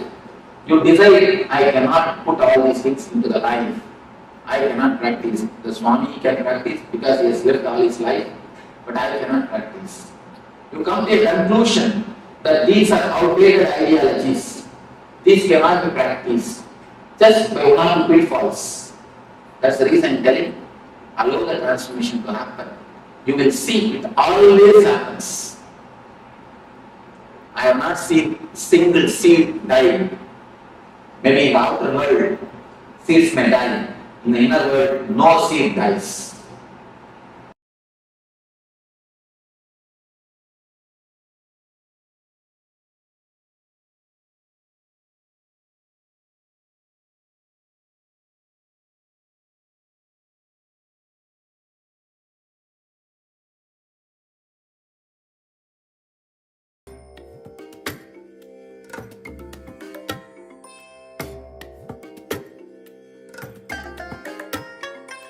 I bless you all. Let you all open all your three eyes and manifest the powers of Mahasudashiva. Om Nityananda Paramashivoham. Om Nityananda Paramashivoham. Om Nityananda Paramashivoham. Om Nityananda Paramashivoham. Om Nityananda Paramashivoham. Om Nityananda Paramashivoham. Om Nityananda Paramashivoham. Om Nityananda Paramashivoham. Om Nityananda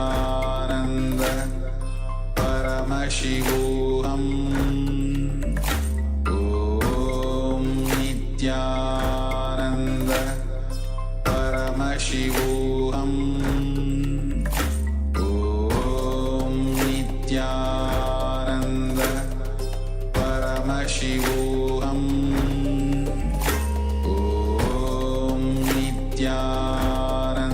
Nityananda Paramashivoham. Om Nityananda Paramashivoham. Om Nityananda Paramashivoham. Om Nityananda Paramashivoham. Om Nityananda Paramashivoham. Om Nityananda Paramashivoham.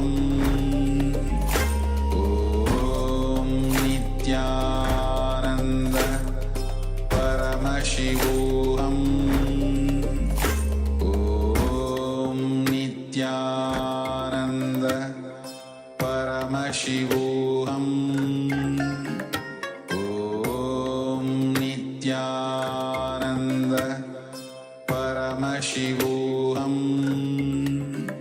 Om Nityananda Paramashivoham Om Nityananda Paramashivoham Om Nityananda Paramashivoham Om Nityananda Paramashivoham Om Nityananda Paramashivoham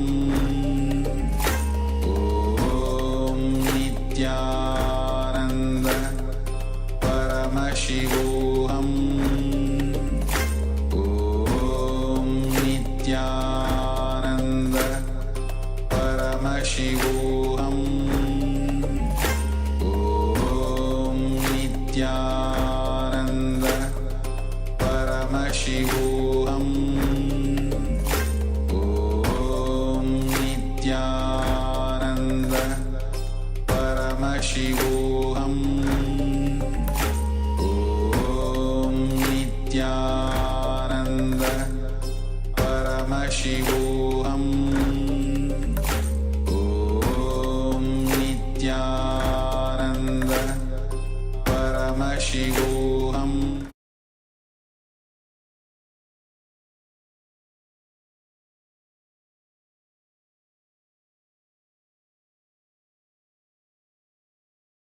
Yes, welcome back from that wonderful introduction by the Supreme Pontiff of Hinduism on chakras, an introduction to chakras. Continuing with the chakras, we'll be moving now on to a internalization exercise, an introduction to the chakras. So what are the chakras? Swamiji told us beautifully, chakras are the subtle energy centers of our body. It's where our three bodies meet, the physical body, the subtle body, and the causal body. So at these energy centers where the bodies meet, there are individual chakras all along our central line that we have different names that have different functions. So we'll shortly project an image for you all. Just one moment.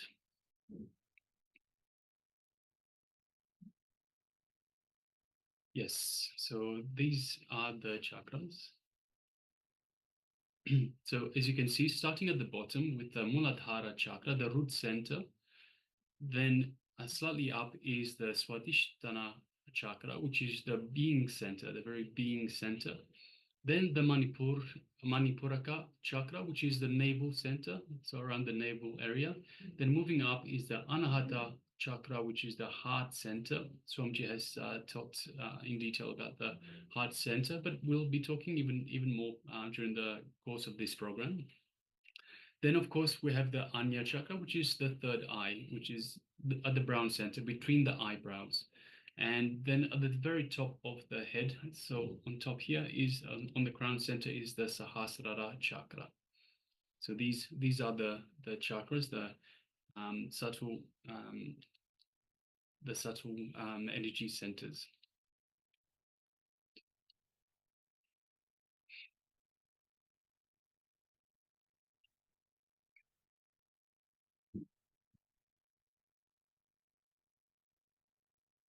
So Swamiji tells us disease is only an imbalance in these chakras because our body and mind are rooted in our inner consciousness. So let's have a short activity. So we'll take a few minutes, draw a visual that you can use for the rest of the class today to keep you reminded which chakra we are working on. So if I could request everyone to please sketch the human body. So we'll shortly be projecting the slide once again, the first slide once again. Sketch a human body and mark the 7 chakras. And next to each chakra, mark what blocks them. So actually we'll display the first slide for a couple of minutes, so you can draw the chakras, where they are situated, and what they're called. And then we'll display a table which tells what the chakras are, what blocks the chakras, what unblocks them.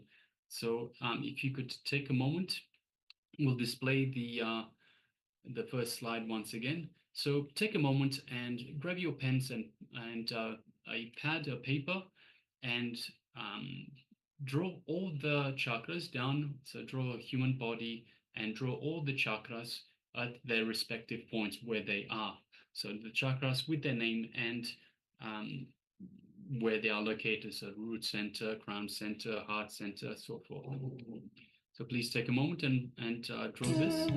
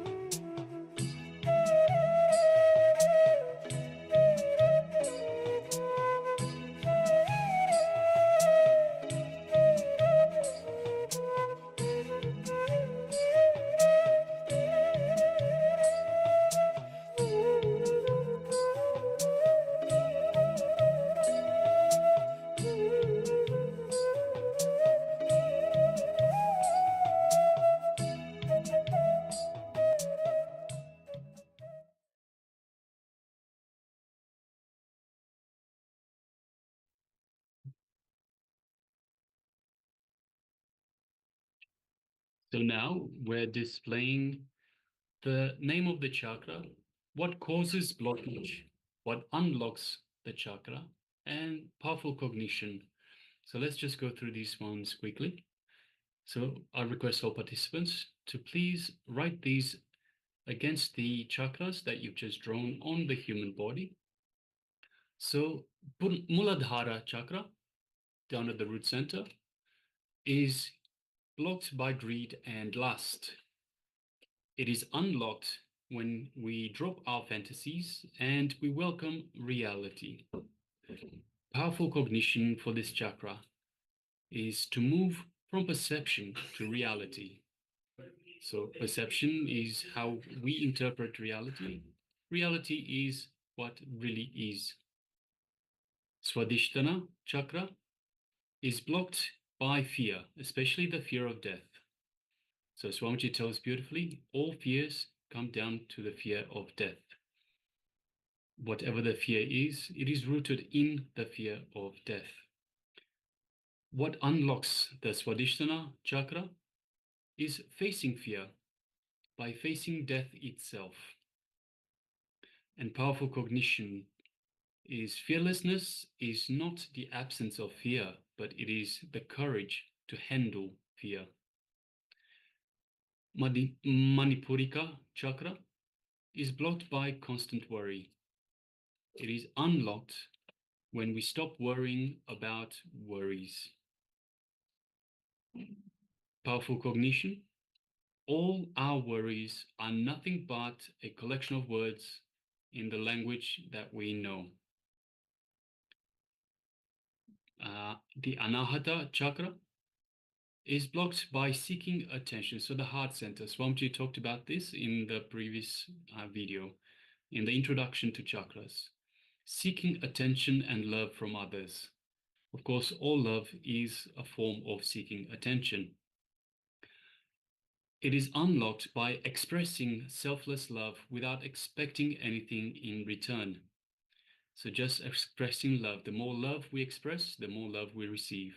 The more attention we seek, the less love we receive. Powerful cognition, responsibility gives you tremendous control over your life and makes you a leader. So when you take responsibility, it gives you tremendous control over your life and it makes you a leader. Next is the Vishuddhi chakra, the throat chakra. It is blocked by comparison and jealousy. So when we compare ourselves with others, when we compare what we have with what others have, it is unlocked by exhibiting our individuality without worrying about others. So understanding the powerful cognition that you are unique. We are not equal, we are unique. Each one is a unique, independent individual. Next is the Ajna chakra, the third eye between the brow centers, between the brows. It is blocked by seriousness and the ego. The ego is our false identity. It's the identity that is built when we first have an incompletion, and we'll be going through that later into the program. It is unlocked by innocence, simplicity, and intelligence, and by shedding all forms of the ego. So our true self is Paramashiva, our false self is the ego. Shedding the ego, we become Paramashiva, we become innocence, simplicity, and intelligence. Powerful cognition. Drop your ego and dissolve into the divine. Sahasrara chakra, which is the crown center at the top of your head. It is blocked by discontentment, and it is unlocked by gratitude, feeling gratitude towards the divine and towards Swamiji. Powerful cognition, when you do not take life for granted and be sensitive and appreciative of everything around you. So I request all participants to please write all these down against the chakras that you've drawn in the first instance. So take a few more minutes.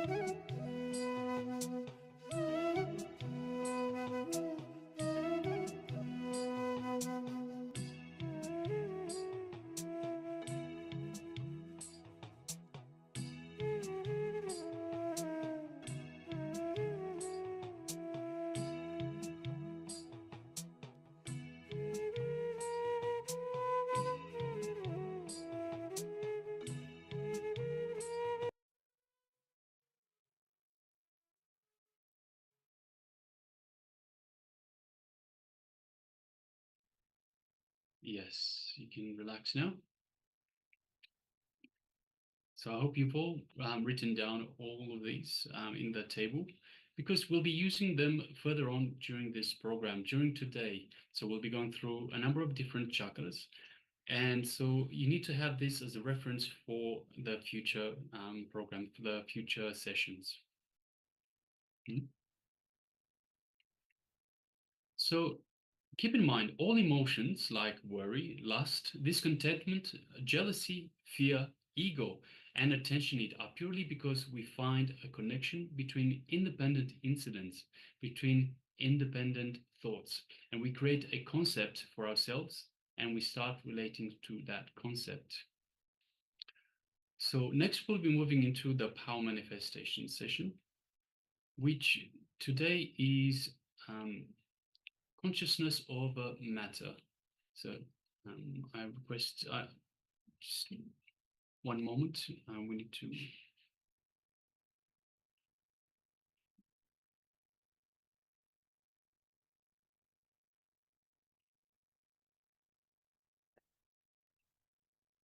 Sorry for the technical glitch. We're just trying to get to the right.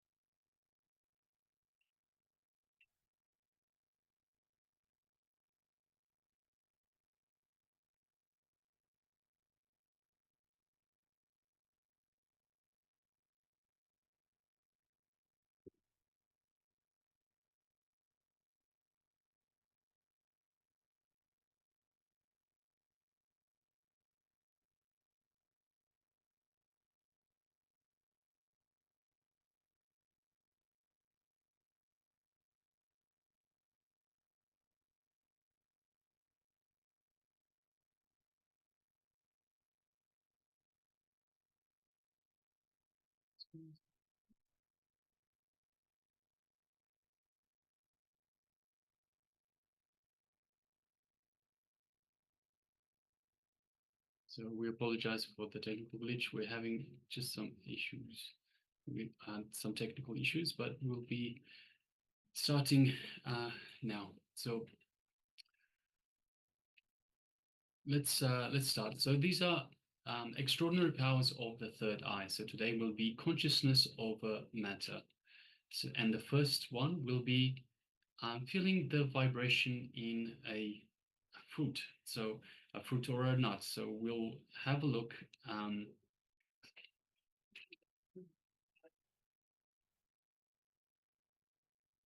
So to get started, if you have any video recording, so yesterday we talked about how to get prepared for these sessions, for the power manifestation sessions. And we requested everyone to please download an application, a camera application that has the timestamp.